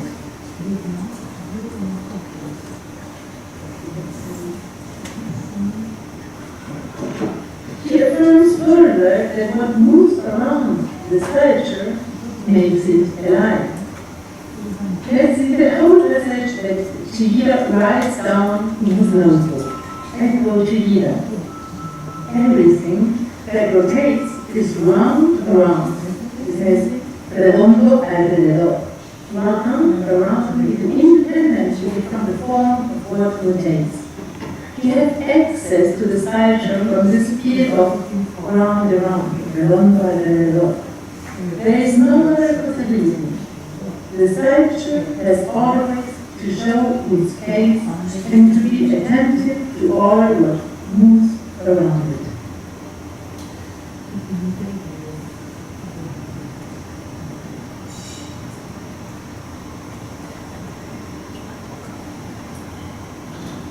Chillida reminds us on one side that one cannot make sculpture alive if one does not get moving. That is, if one does not contemplate the world from all possible places that may be in connection with it. And this implies surrounding it, as we have seen, completely.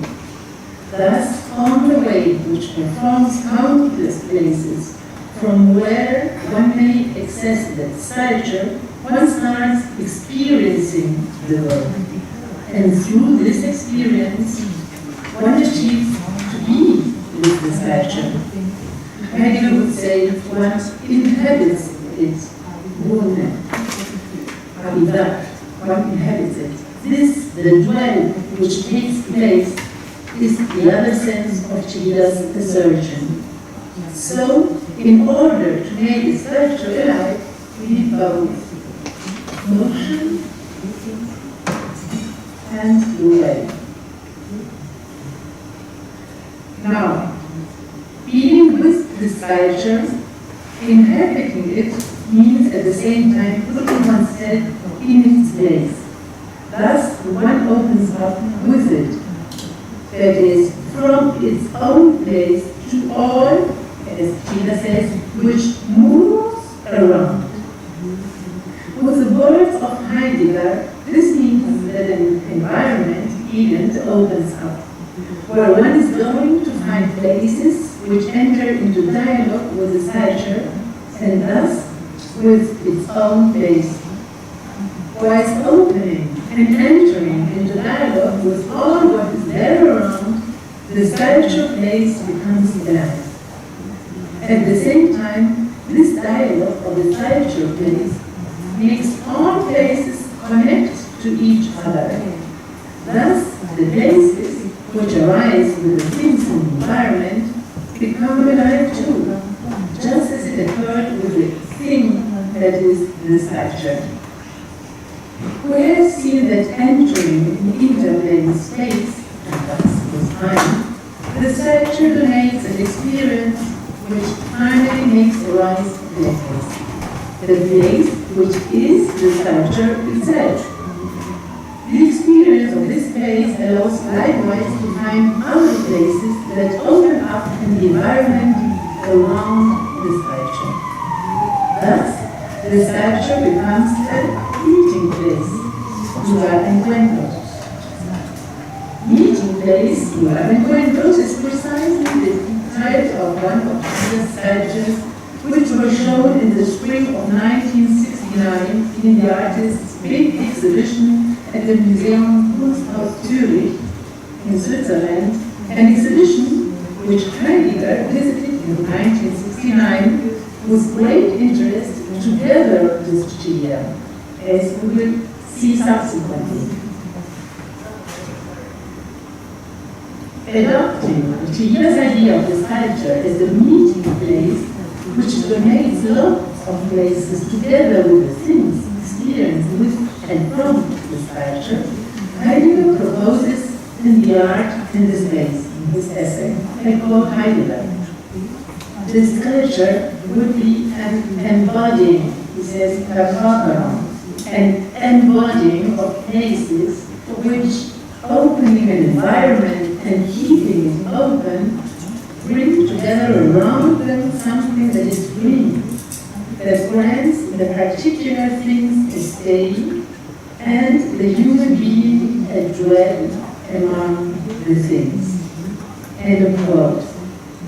Taking up Heidegger's reflections, we can emphasize that art, and especially sculpture, which works with art, enables staying and dwell, because it possesses the power of to embody places, to give them a body, the places, which otherwise would vanish and get lost in the void. as they are linked to an experience of the uncertain. But how occurs what Heidegger calls the bodying of the place, this process by which a place becomes a body, becomes material?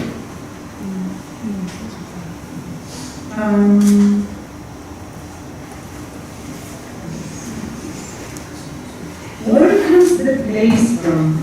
Where is it before it gets a body? However, isn't that an absurd question? No place can be in a place before it is a place. Indeed, one cannot say that a place is actually somewhere before it is a place. But probably we could sustain that as long as it is nowhere, it has a potential being.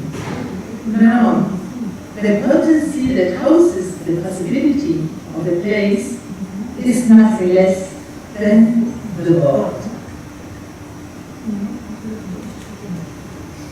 However, the void, which has the potency to generate places, is not nothing. It rather has a being. But how and when does it generate places? Heidegger sustains that it does so when it plays within the art world. That is, when it becomes a statutory embodiment. In the art of this place, he claims the following, I quote Heidegger: "The void is not nothing, neither is it a thought. The void plays in the statutory embodiment in such a way that it donates places by surging and drafting." End of quote.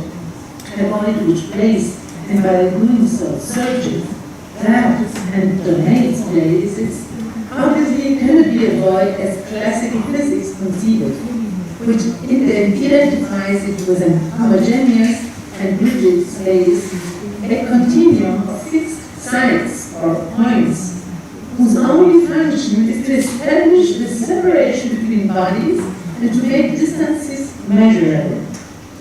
In Heidegger's essay for the artist's book, void gets a great importance with the new meaning of the donation of places. This meaning would certainly inform the ideas which Heidegger already had in mind. In former writings, Heidegger conceived void as something which frowns on what is free and makes possible giving and at the same time receiving. But the new meaning which Heidegger gives to the void in his essay, where it is related with the donation of places, owes a lot from the intense study of Chillida's work and artistic thought, as well as from the conversations he maintained with the artists. This becomes evident if one considers the notes on space which Heidegger requested from Chillida and which he received in a letter from the artist. As well as if one takes into account some significant titles of works of Chillida's exhibition in Zurich, which Heidegger visited in 1969, as I said before, together with the artist. Let's now have a look on some of these works of that exhibition of 1969 in Zurich. The most important and the biggest work of the Zurich exhibition was Alrededor del Vacío, around the void 4, number 4. An iron sculpture which had a big, you see a huge iron sculpture of 180 380 and 170 centimeters, which had been brought from the Art Museum of Basel. This huge sculpture attracted much attention. In the context of our reflections on void, it is also interesting to mention two other works titled Modulación del Espacio, 1 and 2, space modulation 1 and 2. You will see after a picture of them, and as well as 3 works titled Humor de Límites, Humor of Limits. You see one, this exhibition were shown the number 1, the number 2, and the number 4 of these variations of the humor of limits by Chillida. Heidegger was with no doubt interested in these words, not only because of their interplay in space, but also because of their titles. As I will show next, these titles add a new dimension to the reflections we have referred to before. Let's recall what we said about the interplay between the art, world, and space.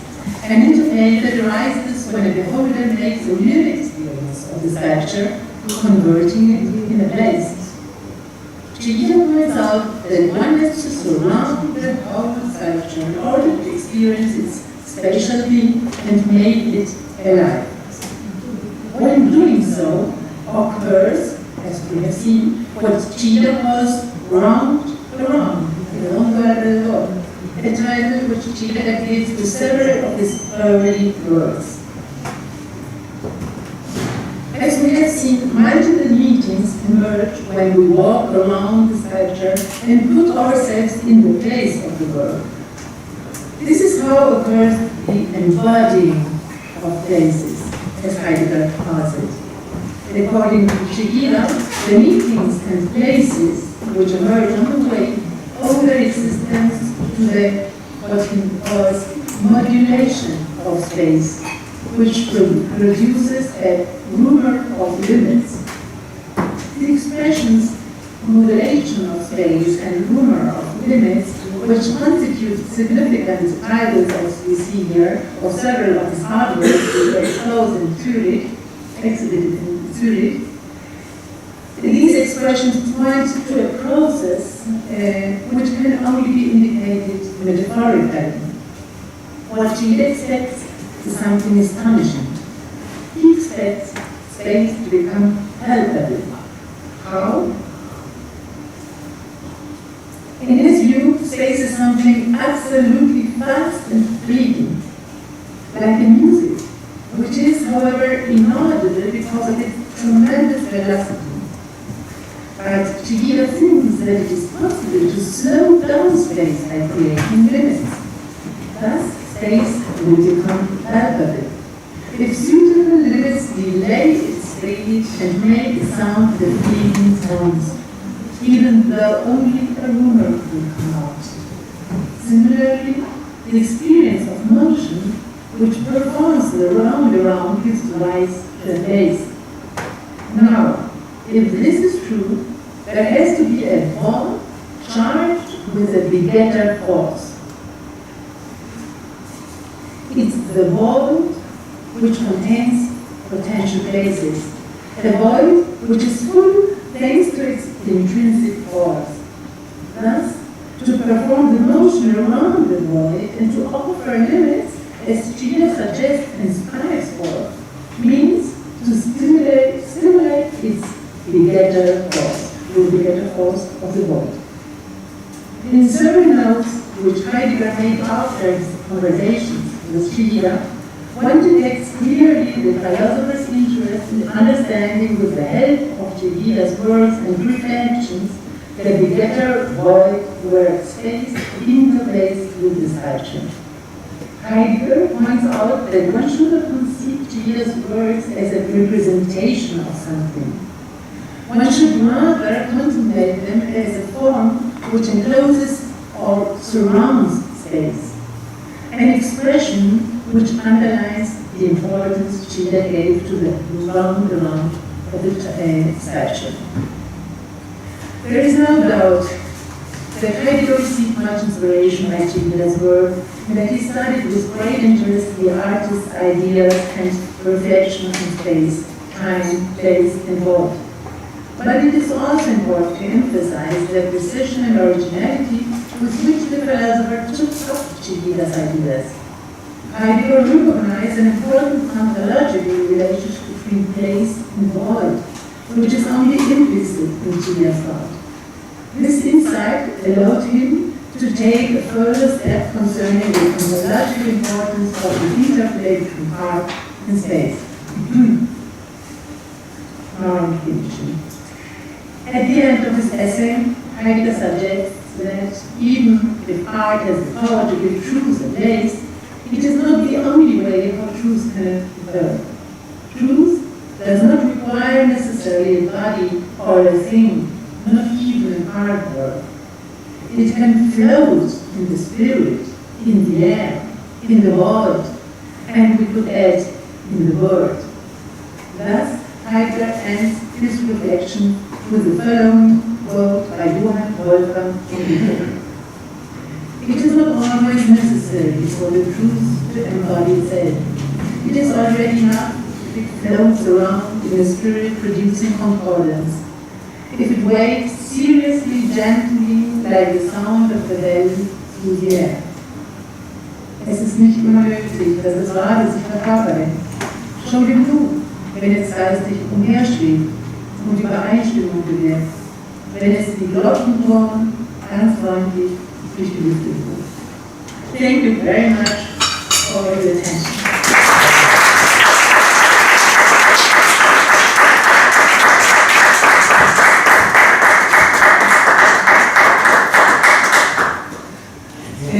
Thank you very much. We need to thank Mrs. Rabe for taking the time to talk to us from Colombia. We are so ever so grateful for your time. You are an incredibly enlightening lecture. Thank you so much. You're very welcome. I'm very happy to be with you and to share this time and this experience with you, even if I'm so far away. But my heart, I'm there too. Thank you. Bye. Okay, so there's no question, no discussion? Do you? No.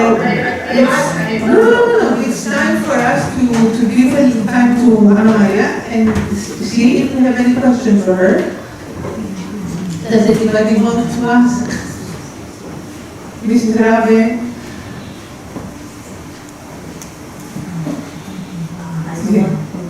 It's not a question, it's more than thank you very much, Ana Maria. It's always wonderful to hear you. And I think it's an opportunity to understand. Now I'm going to present and to talk about public sculptures. And I think that you have explained splendidly and wonderfully the way that to understand this connection between the space, the void, and this construction. So for me, it's always a pleasure to listen to you. And maybe before the conversation, we were talking about the way how you went to visit Switzerland and you visited the archives of Heidegger, and maybe you could explain a little bit about this, because I think that it's wonderful, all this story with the archives of the philosopher.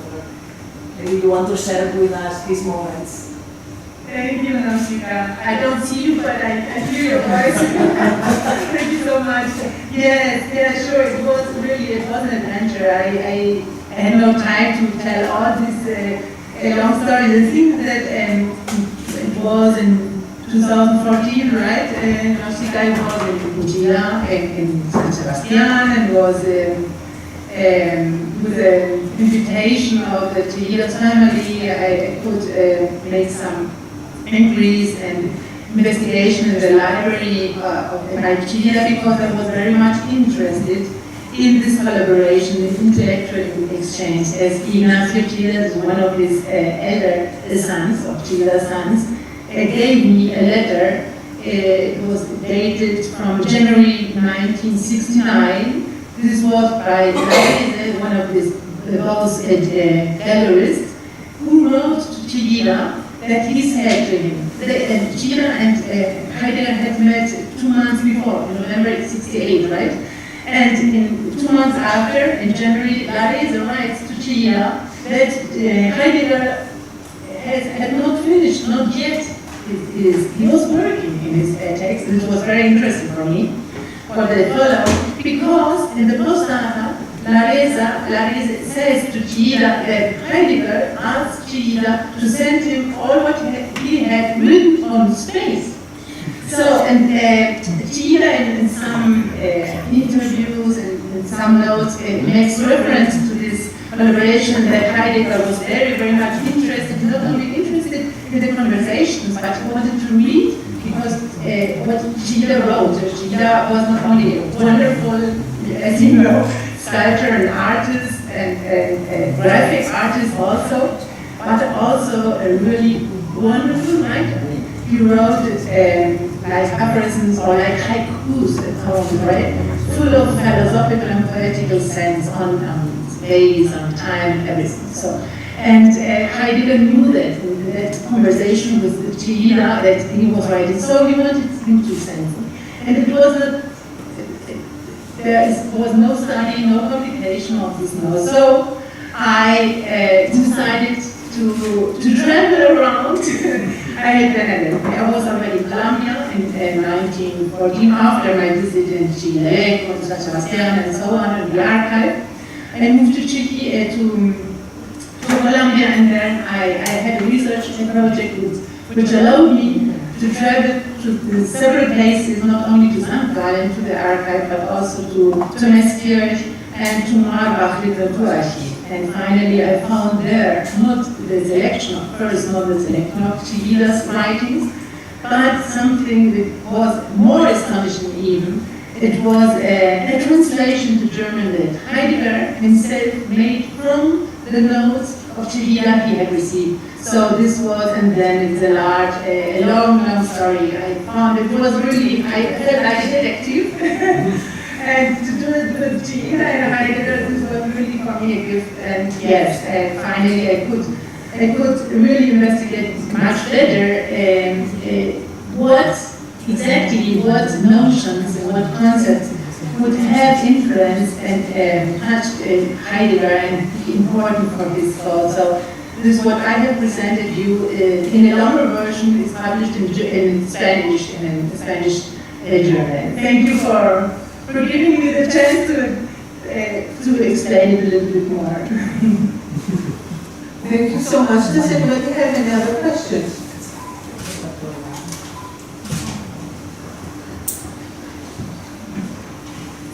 Alexandra, don't you have a question? Everybody is so shy. I don't let them look like no one. Okay. Well, then that's it. We are very, very happy. Yes, I stand. Sorry, we don't know each other, but listening to you, I was wondering if among the readings you were mentioning, both have been working on, Heidegger and Chillida. Did anyone work with Henri Lefebvre? Henri Lefebvre? On Chillida and Lefebvre or Heidegger? No. Henri Lefebvre wrote La production sociale de l'espace. At the end of the 60s, he was working on this. So I was wondering if any of them had read his works. Anyone, Chillida or Heidegger? Yes. I guess Heidegger probably. Chillida, I was, as I told you, I made an investigation of his libraries because I was very much interested in what philosophers, poets, and so on he was reading, and I found lots of notes and underlines.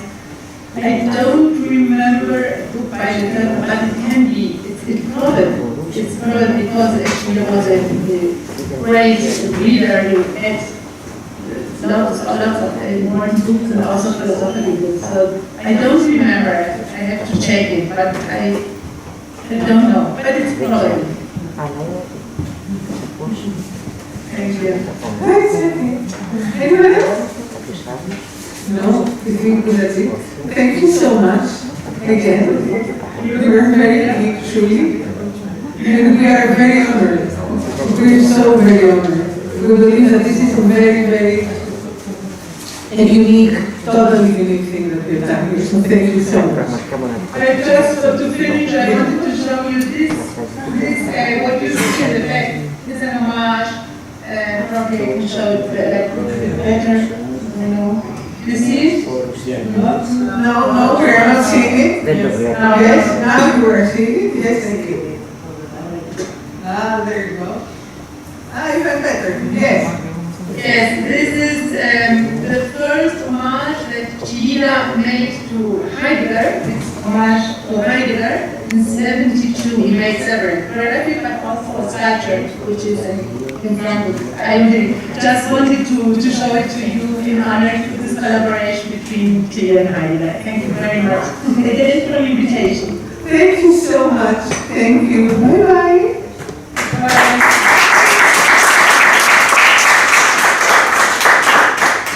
Record. And now, it is my distinct pleasure to present to you Nausica Sanchez, the one who embraced this endeavor from the beginning. She's allowing us to highlight what we believe tonight and giving a little thread of place, space, gesture, and material. Nausica has a degree in history with a specialization in cultural heritage, a postgraduate degree in cultural management and museum education. In 2002, she began working in the educational area of the Chillida Museum, where in 2004 she took charge of the Artist Documentation Center, coordinating the archive and library, as well as carrying out research for various exhibitions and publications on the sculpture. She is also author of several texts on the figure of Chillida. Since November 2008, she has been in charge of the museum's research and educational department. It's my great pleasure to welcome Nausica Sanchez. Thank you.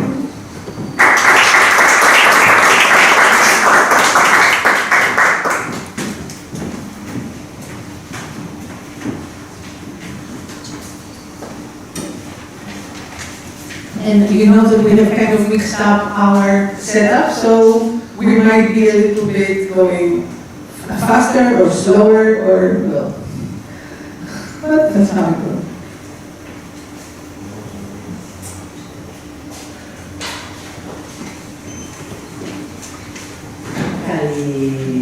Espera. Oh, espera. Παρακαλώ.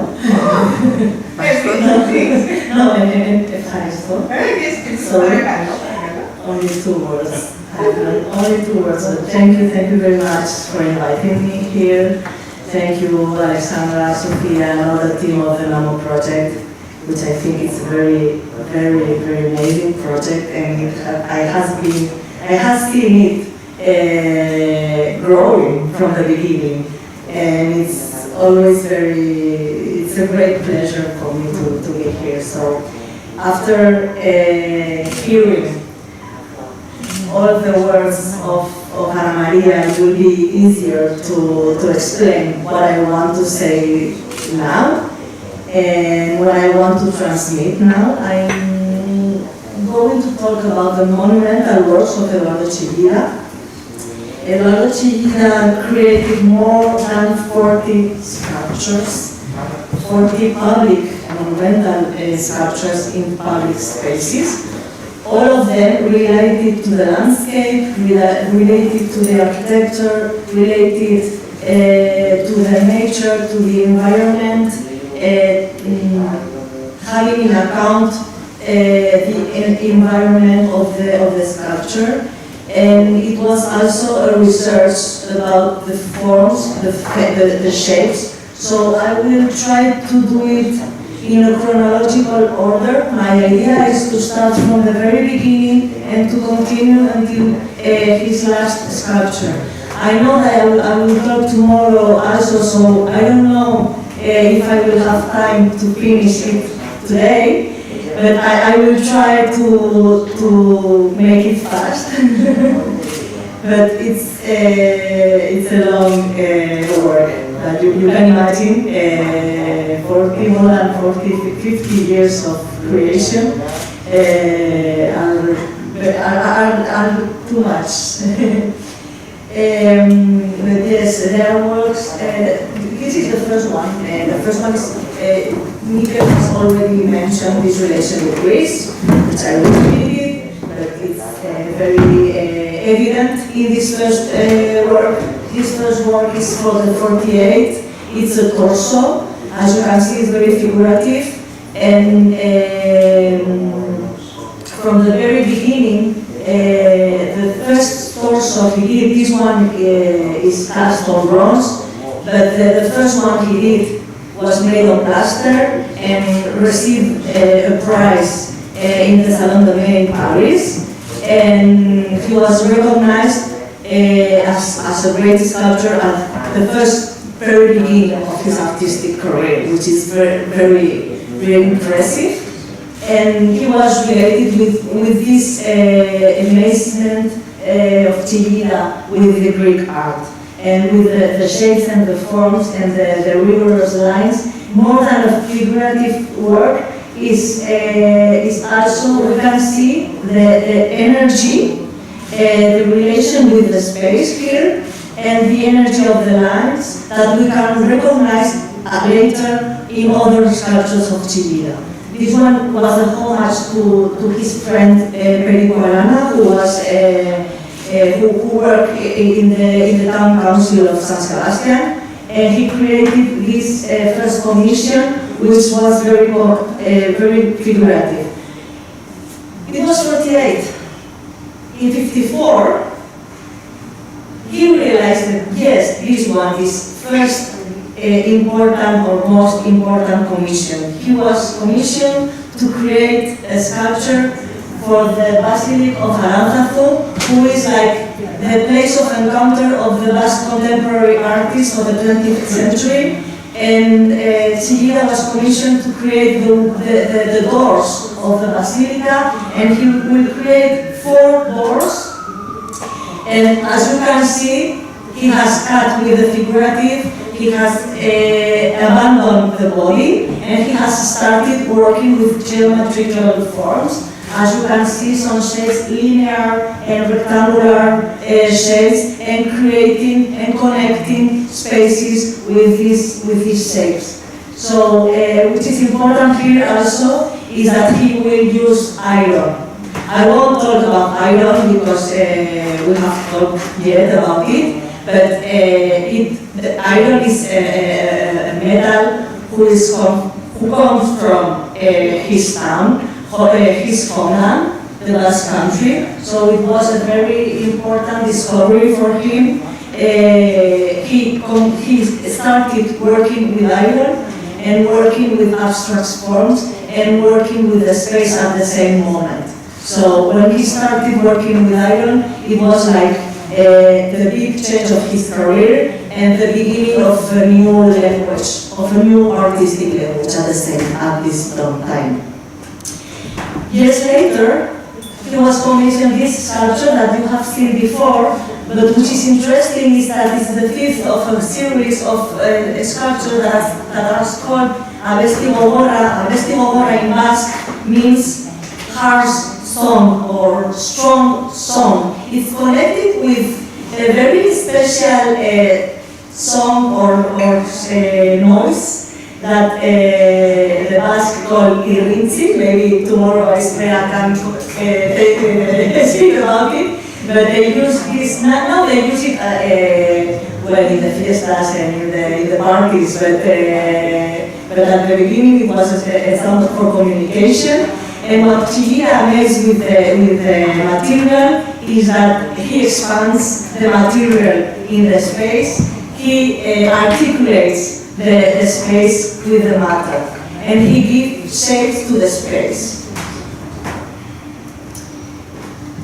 The only one, I haven't said the years of, yes, the other one was 66, this one is 68, this one is murmuring of limits, sounds of limits. In this sculpture we have another concept belonging to Chillida, which is the concept of limit. It was very important for him because to create this space you need to put limits to the space. Here again we have this relation with Heidegger and this idea of creating the spaces with the use of these limits. But the limit is something open.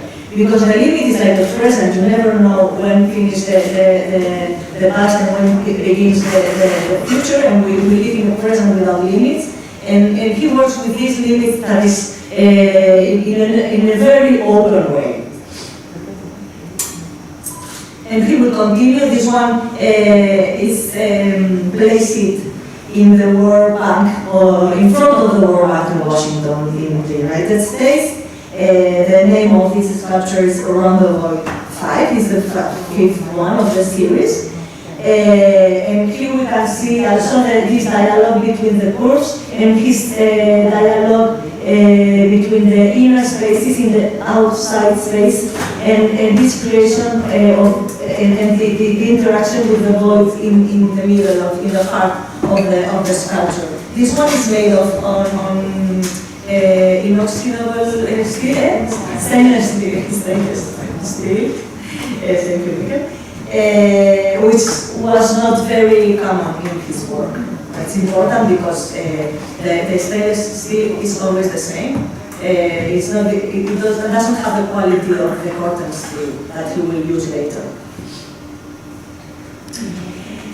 A much more bigger sculpture. You are seeing how the scale is changing also, and it's getting better, bigger and bigger. Because Chillida, for him, it was very important that the public work dialogue with the environment, with the buildings, with the landscapes. So it depends on where he had to put the sculpture. He will work with the scale. So this one is a monumental work which is in Düsseldorf in Germany. He had 9 public works in Germany. He used to say that his work speaks German. So this one was commissioned by the Thyssen Group for the city of Düsseldorf. And as you can see, there are 3 blocks connected, but it's only it has only 2 points of a point, and you can see the sculpture is defying gravity. He made some cuts in the steel, and he dialogues between masses and emptinesses and voids. It's always the same dialogues, but always with the same idea of creating this articulation of the space. And we continue with another one, and it's the second one of the series of lugar de encuentros, place for encounters or meeting points. We will see several sculptures of the same series. This one is related to another series of Chillida, which is called Envy of Dreams, Yunque de Sueños. The interesting thing of this sculpture is that he plays with verticality and horizontality. He plays with this vertical form or this vertical shape, and at the up side of the work, he will create a volume that is open to the space, and he will create a space where something is happening. In Chillida's work, the space is not, the void is not the nothing. There is something that there is a certain tension inside the voids of Chillida. That is what is interesting in his work. Because the space is like a matter, but a faster matter for him. And here again, we have Lugar de Encuentros 3, Place for Encounters 3.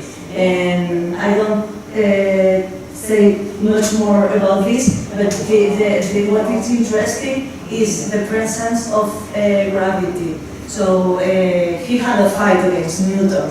He will say that, yes, I accept the law, but I will go against the law. That is why he will use very heavy materials, but he will try to make them more lighter, and he will fight, and he will try to create a lightness. No? And you can see that it's maybe 5 tons or concrete steel, no? And it seems to be floating in gravity in the space, which is huge. And changing shades and changing the aesthetic, but creating other kind of spaces. Here we have another sculpture that is placed in Lund, in Sweden. The title of the sculpture is Campo Espacio de Paz, so the name in English is Place, Space for Peace. It's like a field, how do you say, countryside space of peace. And this sculpture is made on basalt, which is the only one of his artistic career made on basalt.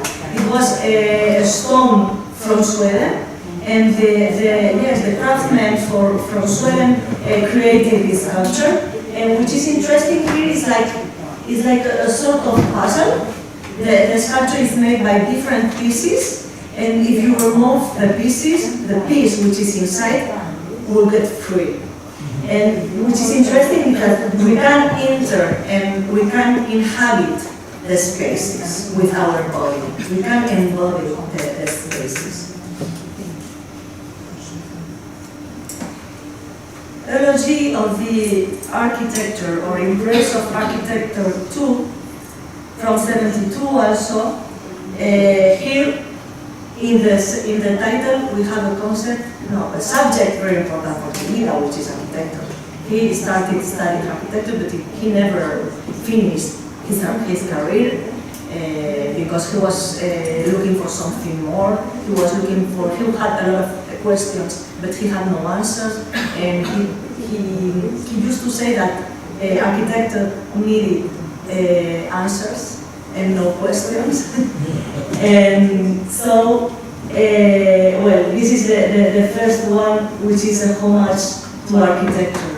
And here again, we can see this dialogue between a vertical shape and a horizontal one, and this openness to the space, and this relation with the space, with the outer spaces and with the inner spaces, of course.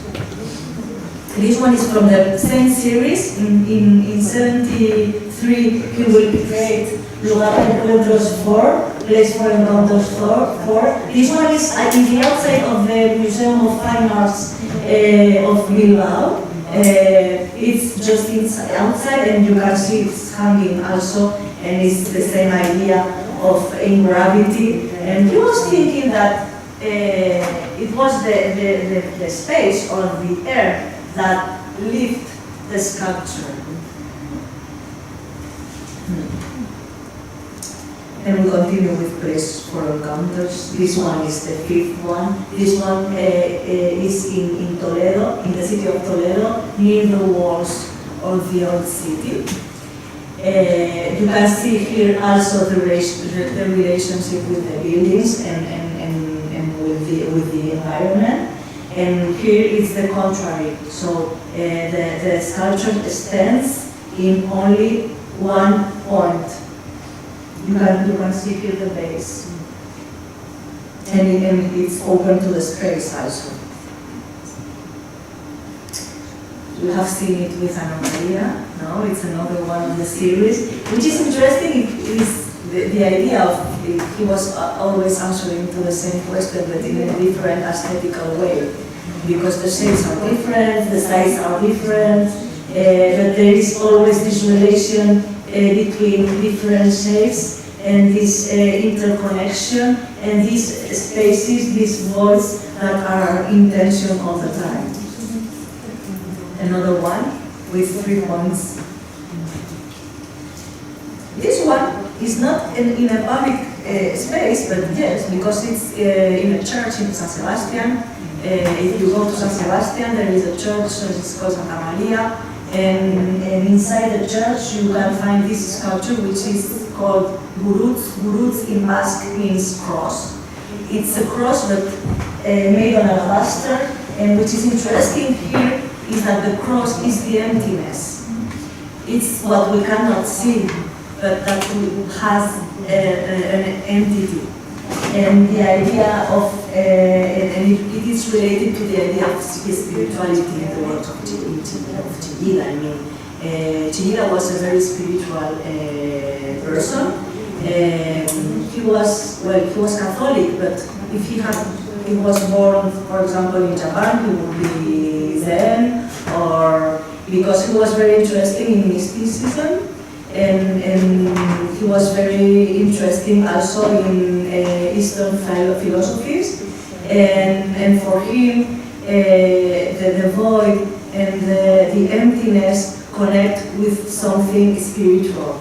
He was very interesting also in Spanish mysticism, for example. I don't know if you have heard about San Juan de la Cruz, the poet, or Santa Teresa de Jesus.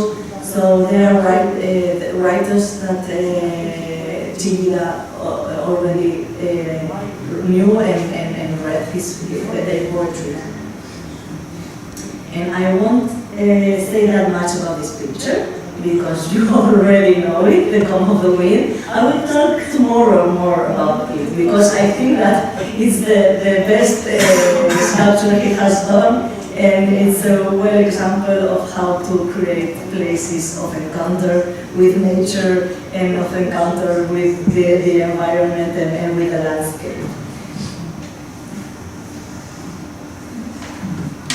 Well, after doing The Come of the Wind, he worked with an architect, with a Basque architect, Peña Cantieri, and he will work with him also to create this place, this square. And I won't stop here either, because I want to explain it better tomorrow. I will talk about the relationship between the sculptures and the ethical values of Chillida, so I will let it for tomorrow.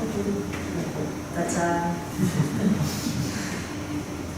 after doing this monument, he will make a tribute to one Spanish poet who was called Jorge Guillén.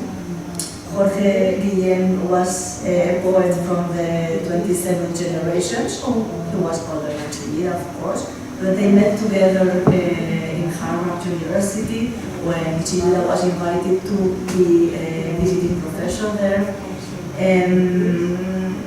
Guillén already knew about the book of Heidegger.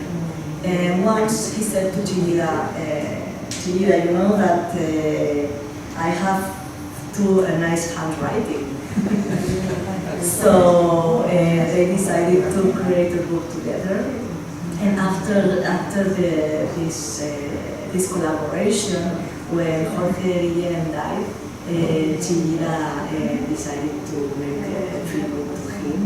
And he created several sculptures. I don't have here the pictures, but there are sculptures that are called Lo profundo es el aire, How profound is the air, which is a verse of the poet Jorge Guillén, in which the essential thing is the void, is what we cannot see, is the emptiness in the sculpture. And he created this sculpture made of steel for the city of Valladolid, which was the city of the poet. And the sculpture is in dialogue also with the walls of the Museum of Sculpture of Valladolid. And this place is called Las Cadenas de San Gregorio. So how do you say cadenas? The chains. Thank you. So if you see the shapes, it reminds us to the text. It's always the same. Chillida didn't used to say that he wasn't an abstract sculpture. He was inspired by the shapes he saw. So inspired by the chains of the cadenas de San Gregorio. He created this special. It's like a door also, and in the center of the sculpture you have this tension and this space. It's the same idea. It's a homage. Chillida did several homages to several personalities, not only people he had already known, as Jorge Guillén or I know Valeri, but he created some homages to Bach, his great composer, and this Kandinsky also, yes, Niki Lauda, Salvador Allende, Pablo Neruda, Valenciana. Well, the list is very, very, very long. And this one is a homage to a Basque poet who was called Lizardi, and for him he created a window for his poems and a window for us to see the nature who was very present in the poems of Lizardi. Well, and we continue. This one is in Barcelona, and it has a Greek name. It's Topos. It's a place. He created this special place related to the building. It's a medieval building, so Chillida makes a sort of dialogue between the shapes, and these semicircular shapes are in dialogue with the windows of the church. And he has created, we only can see one part of the sculpture, but the sculpture is like closing the square, but if you go round, it is an open space, of course, and we can go inside the sculpture, we can inhabit it also. And we have changed the scale because of the material also. This sculpture is made of concrete. Why? He started working with concrete because concrete permitted him to change the scale. And if he had to make a commission for a place, as I told you before, it was very important to this dialogue with the landscape and this dialogue with the buildings and with the environment. So this one is big architecture. It is a house. It is the first house he will do. It is a house for Goethe, for the German poet, one of the most important German poets, of course. And he will do several houses. Another house for Bach, for example. But this is the only one who he really realized as in these bigger sizes. And it's I will read because Chillida explained it better than I do. So, two centers, not one. They will express doubt, uncertainty, the product of intelligence that characterized Goethe. From that stems the requirement that the floor of his house should be elliptical, in accordance with my first idea. In later solutions, the two centers are kept, but with only one on the floor. The other rises up to the height of the man's head, enabling one, from that spot, to draw an arc that has something of triumph, door, ring, but not of the past, as rings tend to be, but of the future. The house of a man like Goethe could not have a roof. The light he saw was to be his roof. So he created a house without a roof, because the light will be the roof for Goethe. In following these works in concrete, and this idea of fighting the gravity, he created this sculpture for Barcelona. This one is called Impress of Water, El Ojo del Agua. It's hanging from the walls of an ancient quarry. And the interest of this work is like it's related to the myth of Narcissus. The sculpture is completed with its reflection on the water. I will talk more about this work tomorrow also, but here it's a work from the 87. It's a work called Our Father House. It is another special house, but it's for tomorrow. And in 1989, the French Ministry of Culture commissioned to Chillida. He asked him to create a sculpture to mark the bicentenary of the French Revolution. Recalling the revolution cry, liberty, equality, and fraternity, Chillida opted to use the last one, fraternity. And he decided to create a tree. A tree because for it's like a metaphor, he was alluding to the idea of all men and women, despite our differences, we have a common origin. And we cannot see in the picture, but it is engraving in the sculpture this sentence written by Chillida. This tree of iron, born in this forest, declares that we men share the same origin. It is calling for fraternity.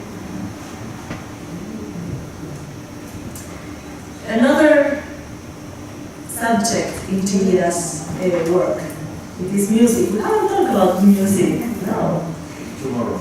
Tomorrow, okay. I please for tomorrow. No. But let's talk a little bit about music, yes. This is a sculpture that is in Dallas. This sculpture is in dialogue with the IMA Medicine Symphony Center. The title of the sculpture is on music, about music. It is also the title of a book written by the philosopher Saint Augustine.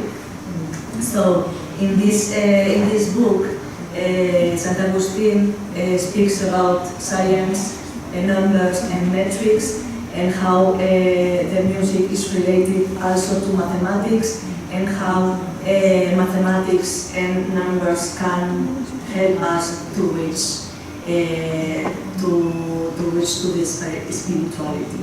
So it's very interesting because Chillida plays the homage to the philosopher with this series of sculpture, which in this one we have two columns, and from each columns we have three shapes. The number 3 is also a number who was very important for Chillida. And the three branches of each one of the sculpture are equal to each other in a certain tension, and there is always this space between the shapes, between the forms. I won't say anything about that also. Mikel has already said it, but well, you can see in this sculpture in Place of Horizon, which is from the same year, the 89, that it's in relation also with the elements, with the cosmos, with the city, with the horizon, and it has 10 meters high, so you can imagine the measures of this colossal sculpture in front of the horizon. This one is the second version of a sculpture he created in '55. I haven't mentioned it because it was a commission by the town council of San Sebastian that the sculpture was removed from his place, and in '91 he worked with a local architect and friend, Joaquin Montero, to create a space for his sculpture, which is a homage to Fleming, another homage to another personality. He created it the year of the death of the famous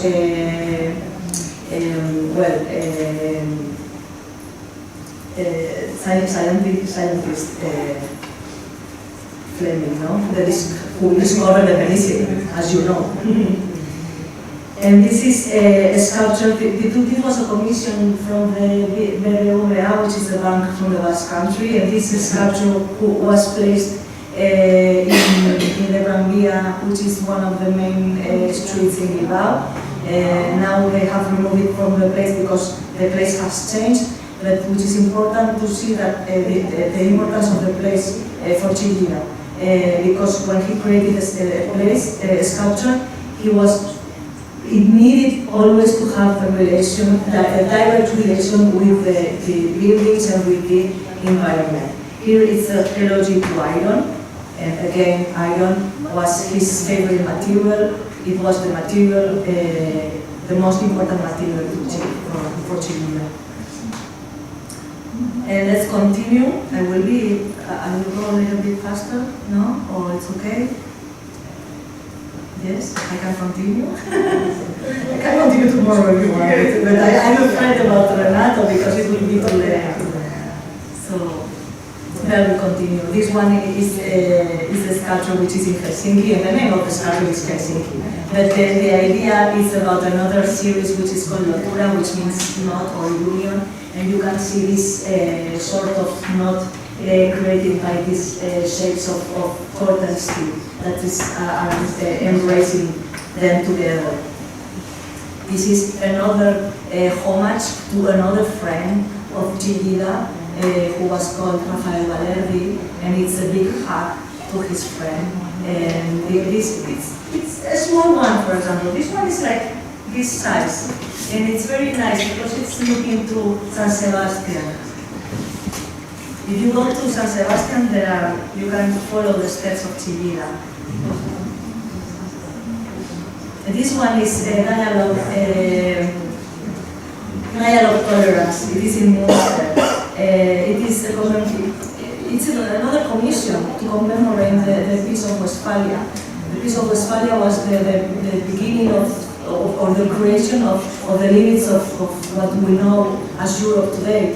So Chillida, to talk about peace, created two different banks, one in front of the other, because he used to say that it's very hard to talk about peace because the conflict is still there. So it's not comfortable, and the benches he created are not very comfortable also.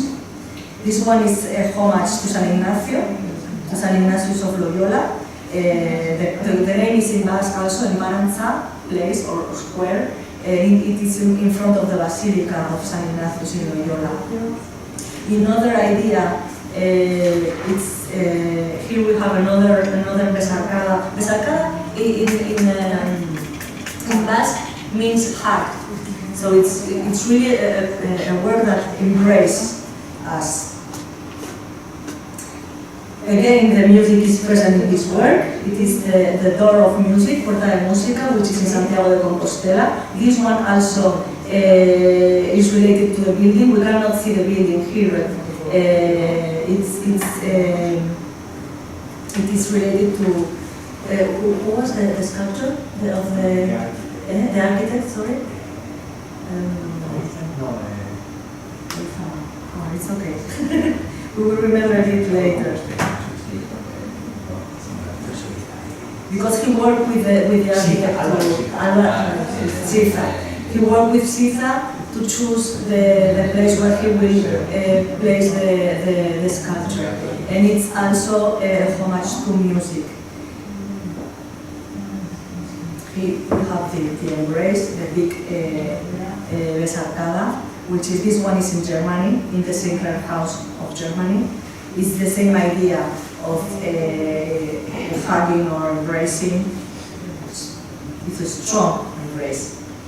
And this one is in Trier, in Germany also.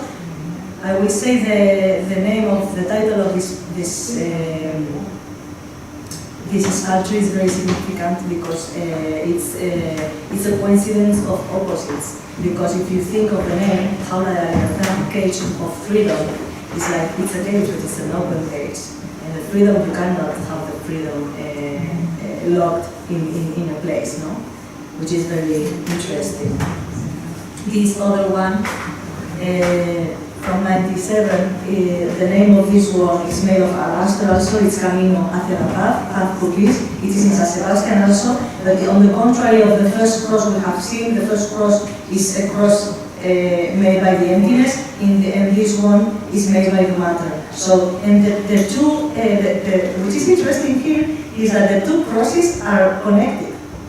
One, the cathedral of the Buen Pastor and the Santa Maria Church are connected together, so we can match the two crosses in a certain point.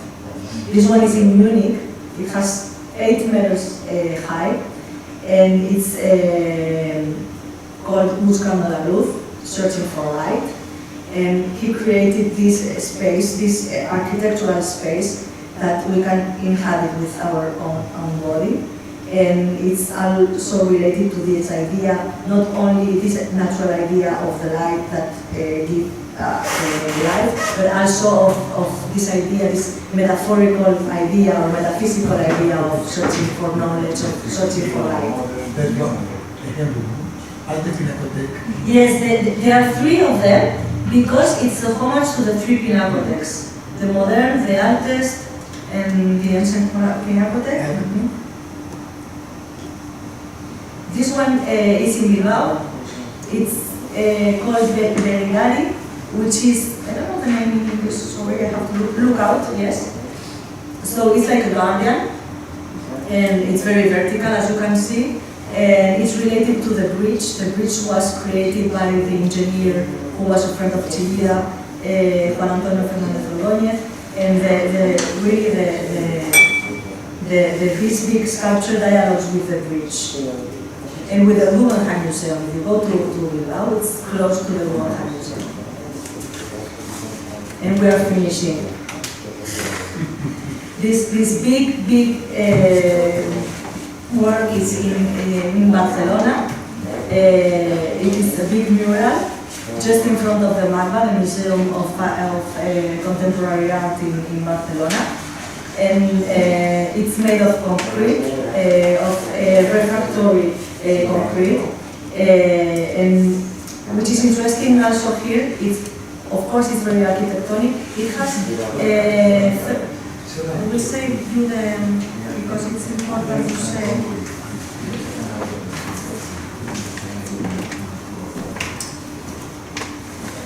Yes, it has.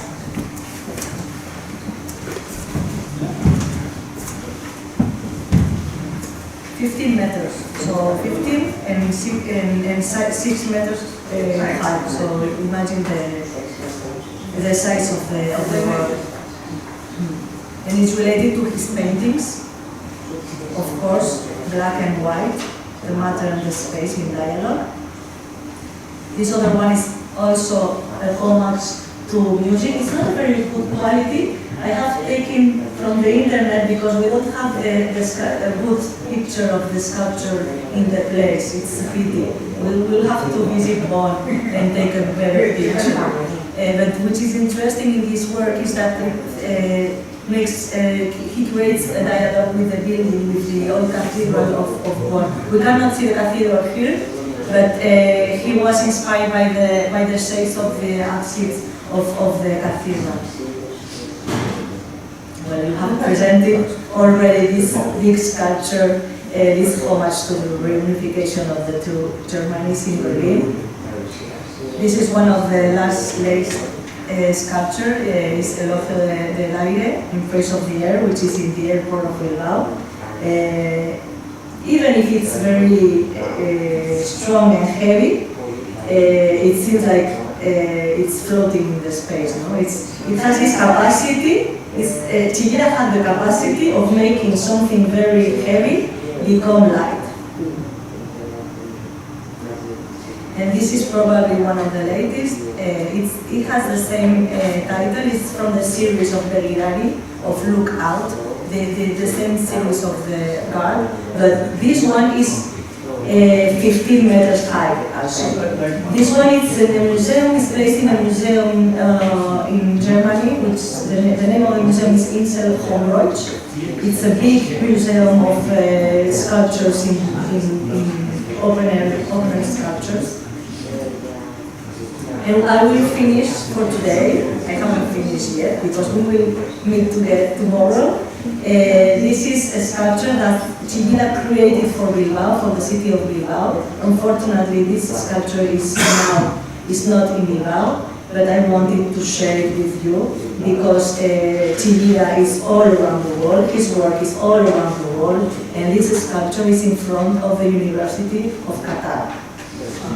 And for the moment I have finished. I think you have seen also the change of the shapes and how he has adapted to the different environments in different ways. The way Chillida has changed the aesthetic of his works, but always with this idea of create spaces, creating places. these places for encounter, these places that we can inhabit with our colleagues. And tomorrow I will stop in some of the most important, in my opinion, more important works of Chillida, and the relation also about the works with the human ethics and the human values. Thank you very much.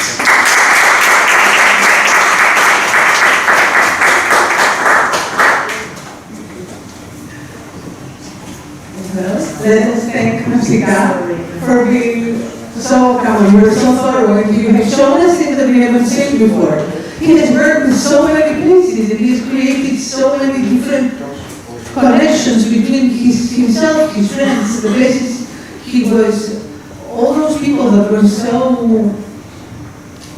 monumental in other ways, like poets or philosophers or Flemings. It's unbelievable. What I now I want to ask you, maybe we should take a small break of 5 to 6 minutes. No. No, you suggest no. And I'm going to listen to Mr. Stefanides because, of course, he's our professor. And we're going to go on with Renato Bocchi, who is a professor of architectural and urban design at the University of Venice.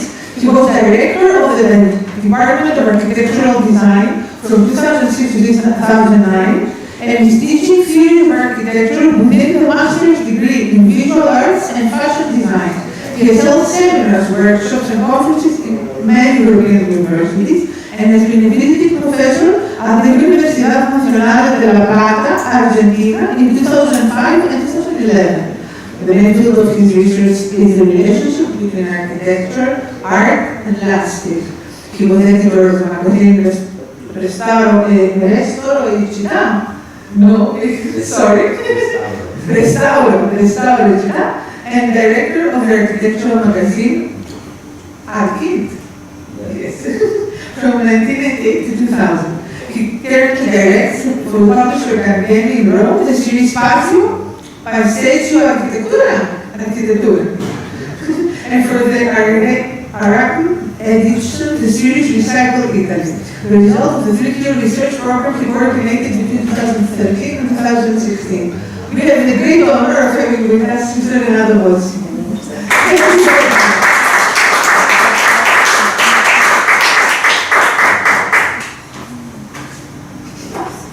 Thank you very much. I'm always forgetting the most important.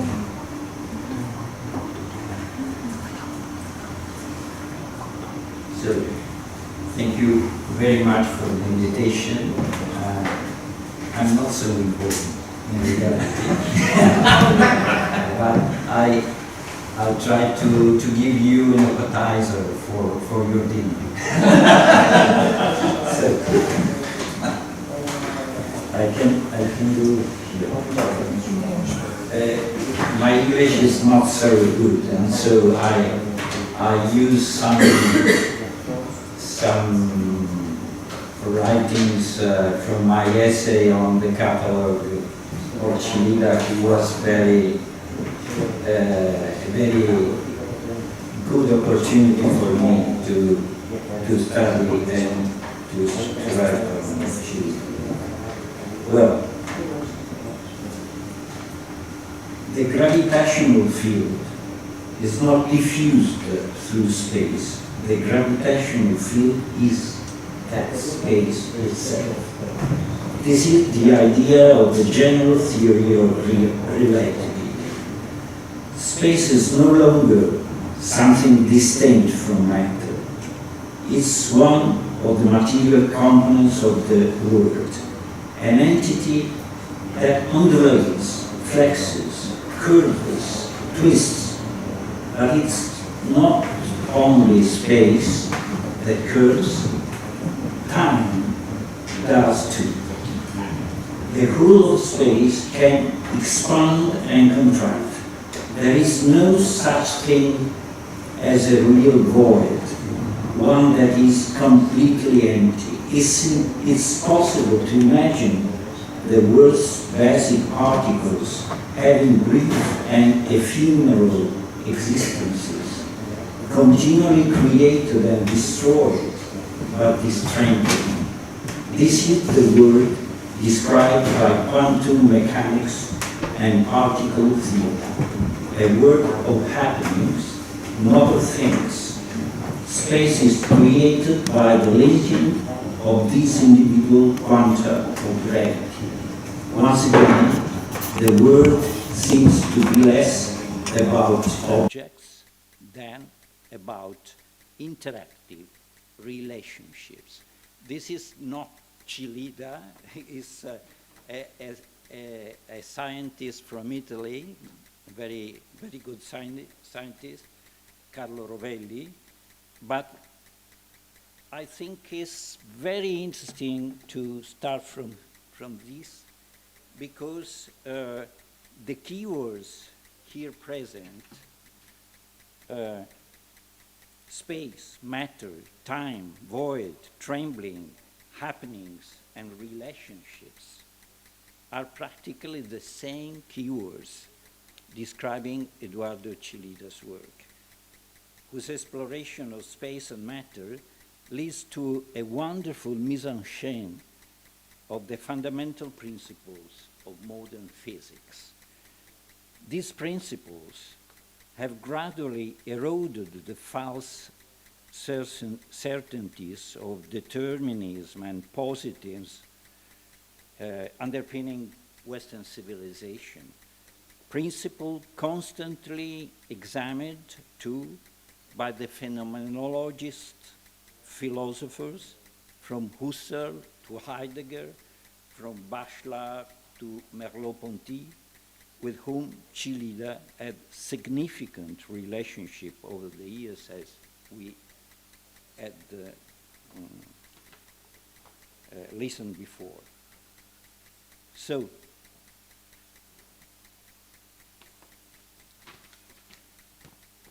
these Chillida's words you can read accurately reflect the various stages of his unflagging exploration at the limits of the unknown, and his bold attempt to represent the interstitial that lies in the cracks between space and matter, to discover and reveal through the tools of art that precede and transcend the boundaries of science, not the factual, but the potential.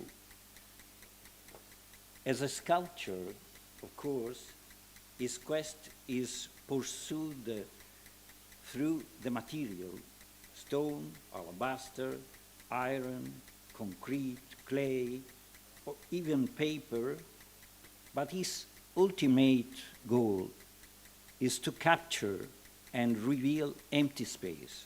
We saw it. Not so much the external space or the space surrounding the work, but rather the space intimately embedded within it. While Michelangelo sought the pre-existing forms of the statues in shapeless blocks of marble, Chillida seeks the shape of the space within the material, with no preconceived design. Thus, instead of removing the surrounding material, he digs and excavates inside it. Or in his iron pieces, he applies the force of fire and hammer, bending and forging the material in order to calm the wind or open up a passage for the light. So Chillida stresses the need to look further than the pillars of Heraclius, to go beyond what is known, to dare to disobey established rules and transcend acquired truths. He writes these words is very interesting. I am not an outlaw. It's very, very very good to see this idea. Chillida is thus engaged in a process of tireless research, going beyond certainties and applying systematic doubt with a view not to questioning acquired knowledge, but to paving the way to new discoveries, ignoring stability, but instead exploring instability. And for this reason, I think it's interesting for architects. Where did man unearth this notion of stability? Surely stability is the most unnatural and contrary to life of all concepts. Our word of Chillida, explicitly defending the view that knowledge is to be pursued through the process of living, and thus through profound bodily immersion, and not just through abstract processes of reasoning.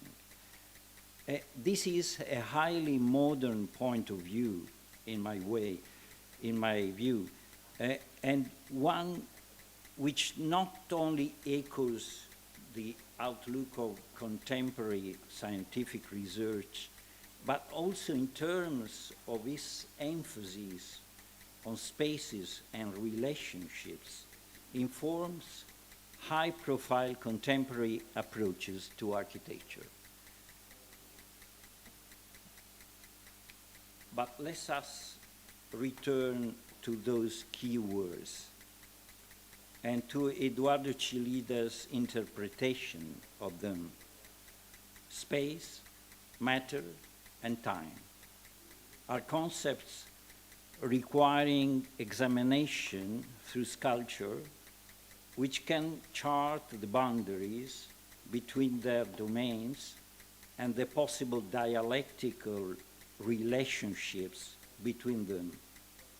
They demand a dynamic reading of space, or better still, an exploration of space-time. As Cosme de Baragnano has noted, Chillida knows that space is created by action, by a dynamic force.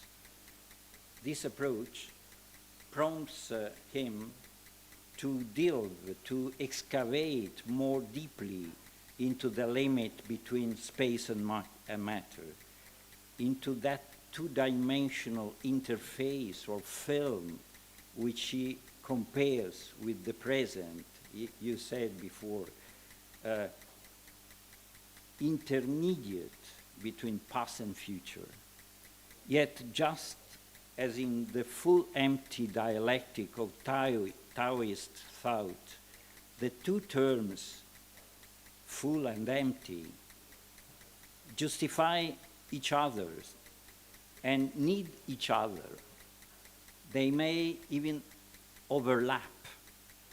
Matter may yield inner space to emptiness, thus giving its shape, while emptiness has an undeniable materiality. It's a subject on which Chillida has often reflected, and this was his mention of this full empty dialectic. As indicated earlier, Chillida interprets the void not as an immobile nothingness, but as an immaterial yet dynamic fullness, shaped and quickened by trembling, by vibration, by processes and happenings or events, triggered by energy, light, fire, heat, movement, sound, waves, tensions, gravitational and magnetic fields. In short, by a whole universe of physical relationships and haptic sensation which fill the void, thus turning it into matter, an immaterial matter. This concept of a vital, existential, bodily void stand, in my opinion, in sharp contrast to the sculptural research by another great Basque artist, Jorge Oteiza, who always maintained that his work was a search for a metaphysical void, caught and frozen in a state of stillness. It should be stressed that the void in Chillida's sculpture is extracted from matter, or better, still carved out of matter. It's a dynamic or energized space, whereas the void in Oteiza's sculptures is a void constructed ex nihilo in a laboratory, and thus is, as he says, deoccupied space, immobilized to yield a deliberately static result. This appeared to me the fundamental difference between these two great sculptures from the Basque Country.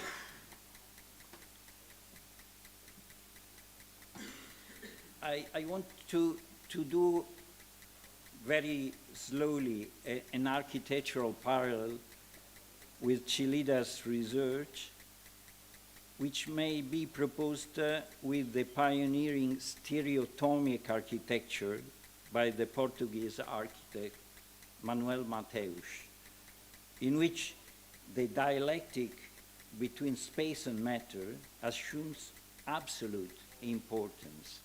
And it's interesting also, Mateus used a type of description by drawing very, very similar to Chillida.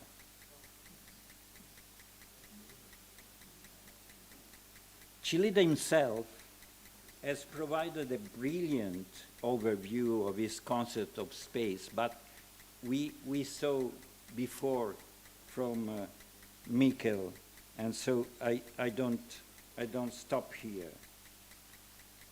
We can go to the architectural spatial relationship of Chillida.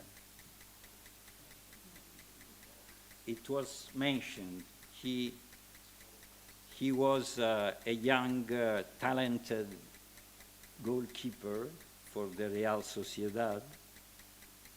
And so Chillida himself has often hailed this youthful activity as a kind of sentimental education for the profession of sculpture, activating the ability to control the spatial dynamics of the playground, and so also for the sculpture.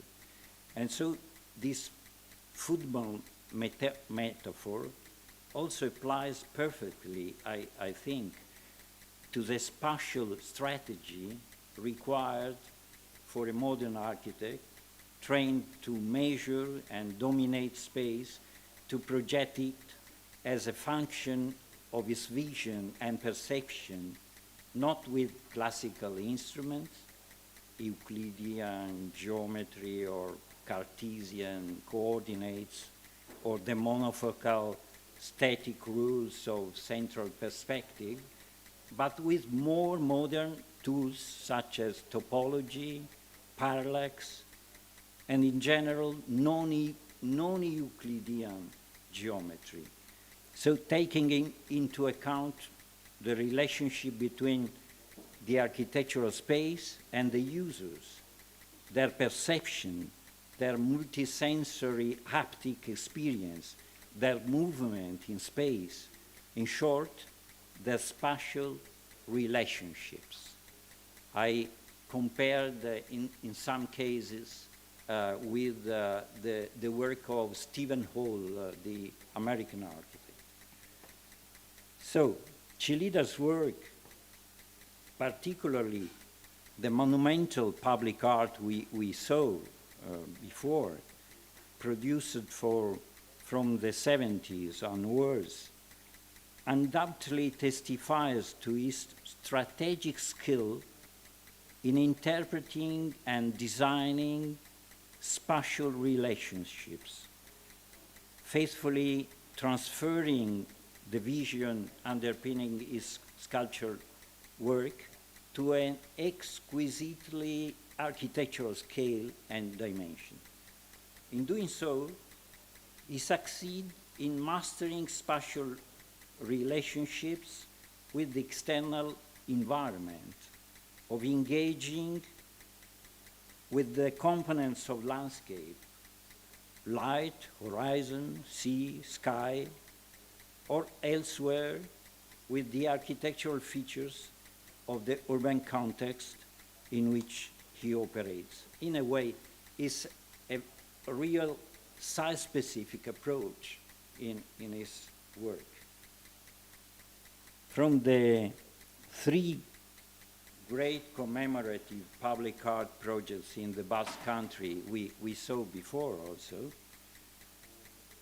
to his monumental sculpture in Gijón, Madrid, Barcelona, Seville, and also in Germany, and we saw just now. All these open-air sculpture projects produced through a long career have profoundly affected their urban and landscape setting, shaping it with remarkable insight. Of course, the major sculptural group in San Sebastián, the Peine del Viento, with the close collaboration from the architect Luis Peña Ganchegui, is probably his great architectural landscape work of art, endowed with a fascinating power which serves to highlight the sublime force of the wind, the rocks, and the ocean waves. The three huge curved steel combs embedded in the rocks at the very edge of the coastal terracing designed by Peña Ganchegui resemble powerful pincers trying in vain to catch and trap the wind whilst pointing out to the ocean horizon. On stormy days, we saw before, the holes in the pink granite paving of the esplanade are filled with columns of wind and water, which give off a dull, organ-like sound. It's a multisensorial landscape.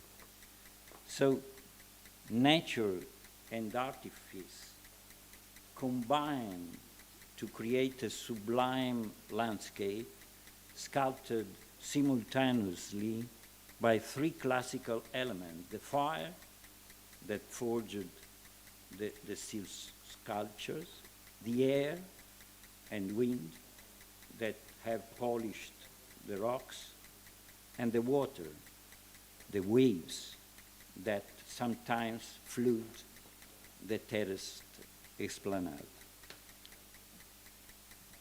The rocky coastal landscape of the edge of the bay has become as much a landmark in the urban geography of San Sebastián as the huge promontories of Mount Igueldo, Mount Urgul, and the island of Santa Clara, as much a point of reference as that other powerful piece of geographic architecture later built by Rafael Moneo on the second urban bay at the mouth of the river Urumea in Gros. The new Kursaal concert hall, which has the form of two leaning lighthouses or breakwaters, and is in a way a similar significance for the landmark of the bay. The second major urban project undertaken in Vitoria with Peña Ganchegui, we saw before in 79-80, was set in this other Basque city, and involved the design of a new square, the Plaza de los Fueros. In this setting, the project comprises an internal spatial arrangement of elements hewn out of the paving of the square.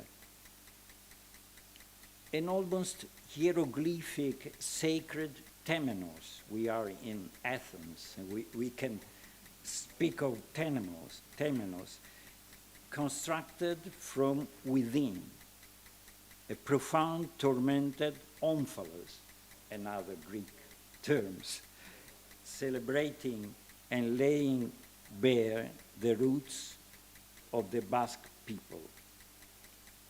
Like most of Chillida's monumental projects, the city-scale intervention was drawn on an earlier model, which was an alabaster sculpture of 1975, significantly entitled Gasteiz, the Basque name of the city. So, here Chillida creates a labyrinth of passageways echoing the narrow streets of a medieval city, but at the same time perhaps recalling the hollow shapes left by a tree's roots into the ground. The third monumental project in the Basque Country we saw before, our father's house in Guernica. Here, yet again, the work engages with the surrounding landscape. Chillida's concrete sculpture or architecture gives form to a house or a temple with its own independent sacred space, which rather than closing in on itself, engages closely with the vegetal landscape, opening out to establish an intense visual relationships, in particular with the sacred oak of the Basque people, which grows in front of the Assembly House in this famous town of Guernica. So, in terms of basic constructional principles, the Guernica project bears a certain similarity to the House for Goethe in Frankfurt. It shares a comparable setting, an equally complex geometry, an elliptical ground plan, you described very well before. And so here the volumes are even more open, and this dynamic engagement with the surrounding park seems to draw deliberately on aspects of Goethe's scientific thought and his morphological studies, more than the poetry of Goethe. So, yet perhaps Chillida's symposium piece of public monumental art was in 1999 this reinforced concrete sculpture produced in collaboration with the engineer José Antonio Fernández Ordóñez, significantly named in praise of the horizon. It stands atop St. Catalina Hill in Gijón, looking over the ocean, and the space here opening out onto the landscape assumes truly cosmic proportion. The sculpture provides a surprisingly dynamic framework which envelops the visitor and focuses in a sequence of views like a film on the ocean horizon. It acts, as Cosme de Baragnano suggested, as a visor, a dynamic, rotating visor. So, yet the undeniable cosmic significance of this sculpture is at the same time wholly human.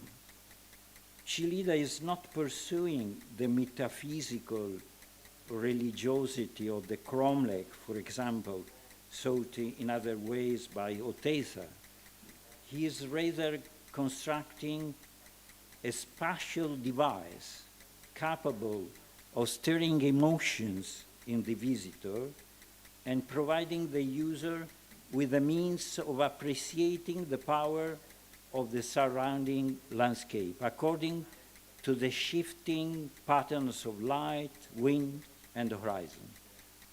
Through huge and powerful, though huge and powerful as a geographical landmark, this sculpture object is in reality no more than a device at the disposal to the real protagonist, which is the space, again, and here specifically the landscape space.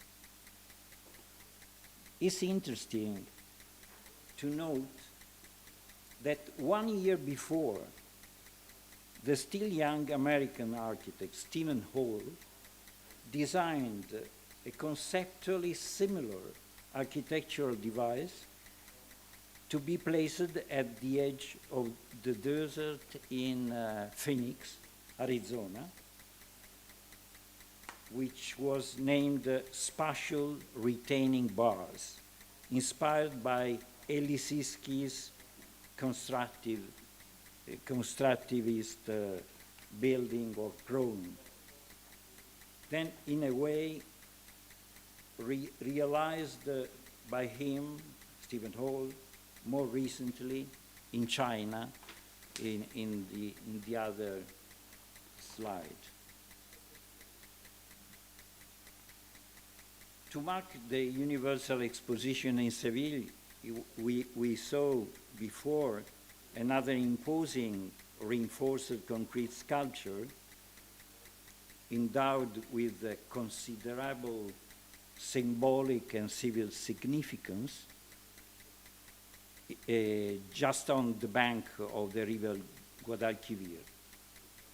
This monument to tolerance can be seen yet again, I proposed, as a rational device seeking to establish multiple relationships with the city, the wharf, the Triana Bridge, the river itself, thinking to Chillida's interest for music, I thought that this piece could be regarded as a tuning fork, or on one hand, seeking to harmonize and engage the various cultures which over the centuries had sway in Seville, and on the other, uniting and embracing the varied urban landscapes surrounding it. And we saw also this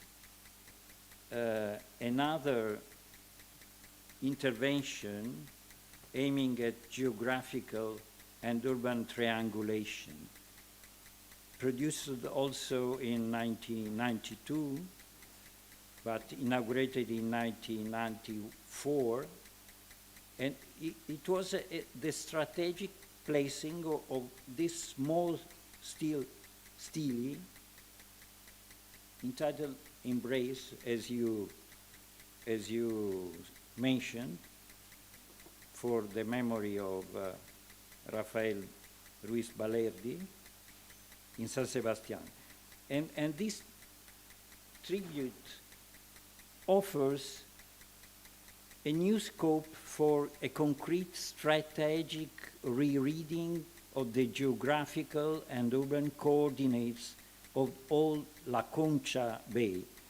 Its location on the slopes of the garden at the Palacio de Miramar, whose terraces dip down to the sea, effectively enables the viewer to chart from a distance the relationships between the essential elements of the bay, explored 20 years earlier with the Peine del Viento, so returning to play a role in the geographical implant of San Sebastian, which is really so nice. In all his site-specific pieces, Chillida skillfully transcends the rigid barriers of Euclidean geometry, as I said before, and also the Cartesian spirit, to construct his own geometries and architectures, which are unarguably heterodox, a word he used often. This vindicate the views and methods of much modern and contemporary architecture, sharing his interest in spatial dynamics and topology against the finizio, to use a term of Leon Battista Alberti, of the architecture object. And this is interesting for thinking to the idea to be an architect of Chillida, because in reality he refused the academic architecture in Madrid in that time, but he had a vision of the new architecture in reality, and this is very interesting for us.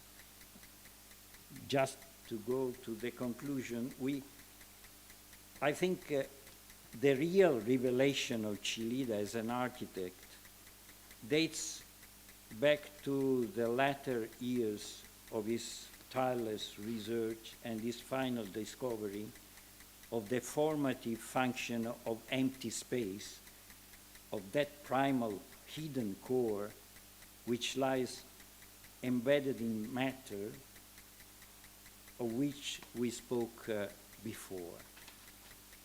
That exploration, whose earliest manifestation are to be found in his alabaster sculpture of the late 70s, like In Praise of Light, In Praise of Architecture, and so on. And specifically in this fantastic piece, which is Mendy Hoods, in Basque, it means empty mountain. And so here Chillida hews out a chamber of air and light inside a solid block of translucent material. The appearance is that of a mirage-like immaterial architecture within formless matter. And it was this intuition, this search, which continued through a long series of works entitled Lo profundo es el aire, the verse of Guillen before remembered, that perfectly defined that internal, hidden, hollow space we commented before. So this series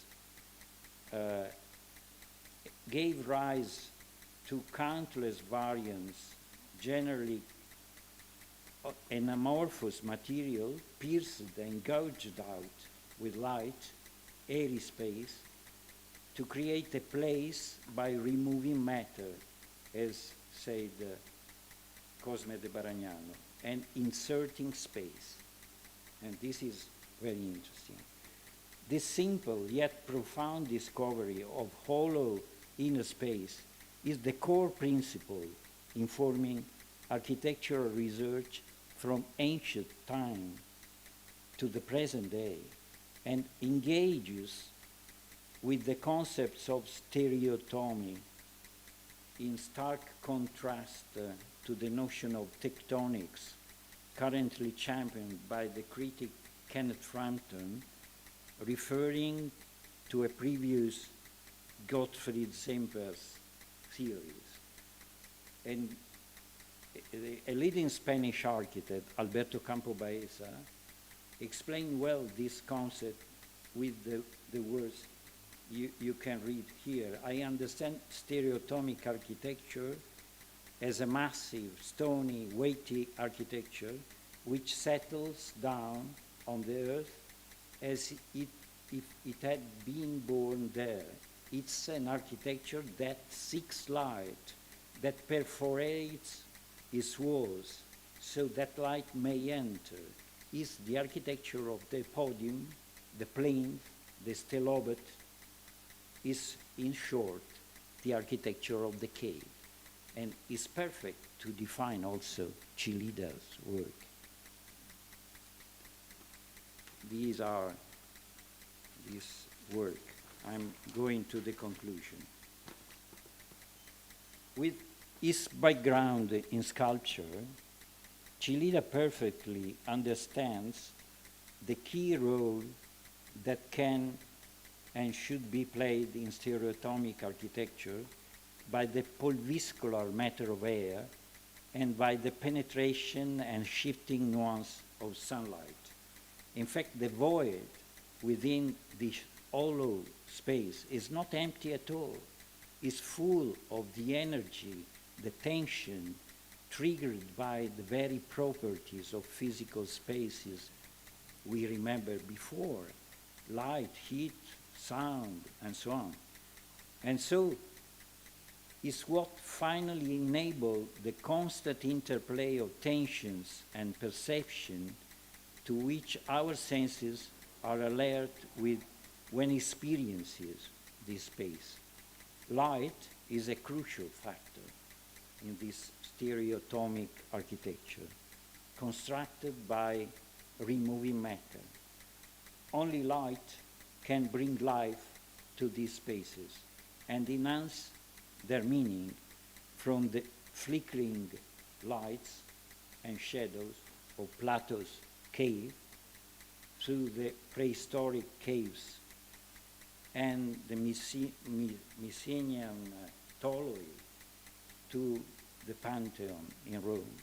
So the dream of a real architectural cave on a gigantic scale deeply inside a mountain, adumbrated in the sculpture Mendy Hoods, came close to fulfillment in the late 20th century when Chillida, working in close collaboration with the engineer Fernandez Ordóñez, designed this huge space full of air and light inside the Mount Tindaya on the island of Fuerteventura in Canary Island, with the magnificent aim of giving a complete shape to the stone quarrying operation planned for the mountain, and thus imagining to turn the quarry into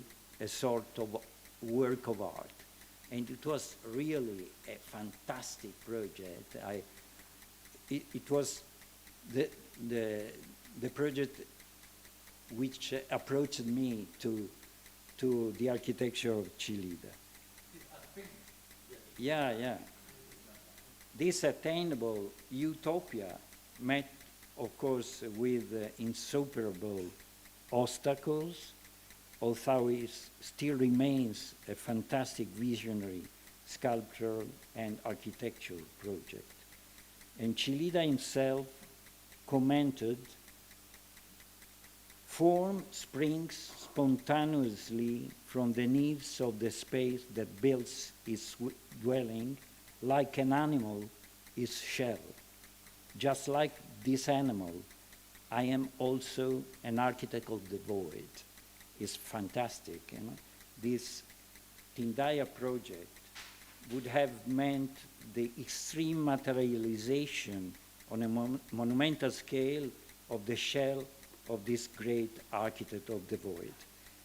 Although this project never came to fruition, Chillida was able to give concrete expression to that architecture of the void, not on a giant universal scale, but on a much smaller and domestic scale in his caserio or farmhouse in Zabalaga, the focal point of the Chillida Leku Museum. Here, a traditionally built Basque country house provided the sculpture architect with the chance to implement a project requiring wholesale hollowing out, leaving visible only the structural lines of force of the inner space. I compared in my essay this work with some architecture and restoration by Eduardo Souto de Moura in Portugal, for example. It was very, very interesting. The caserio has really become the ancestral shell of the animal with which Chillida, the architect of the void, identified. A shell able to preserve and to exhibit his work, his very soul, even after his death. And this is the conclusion. Thank you very much.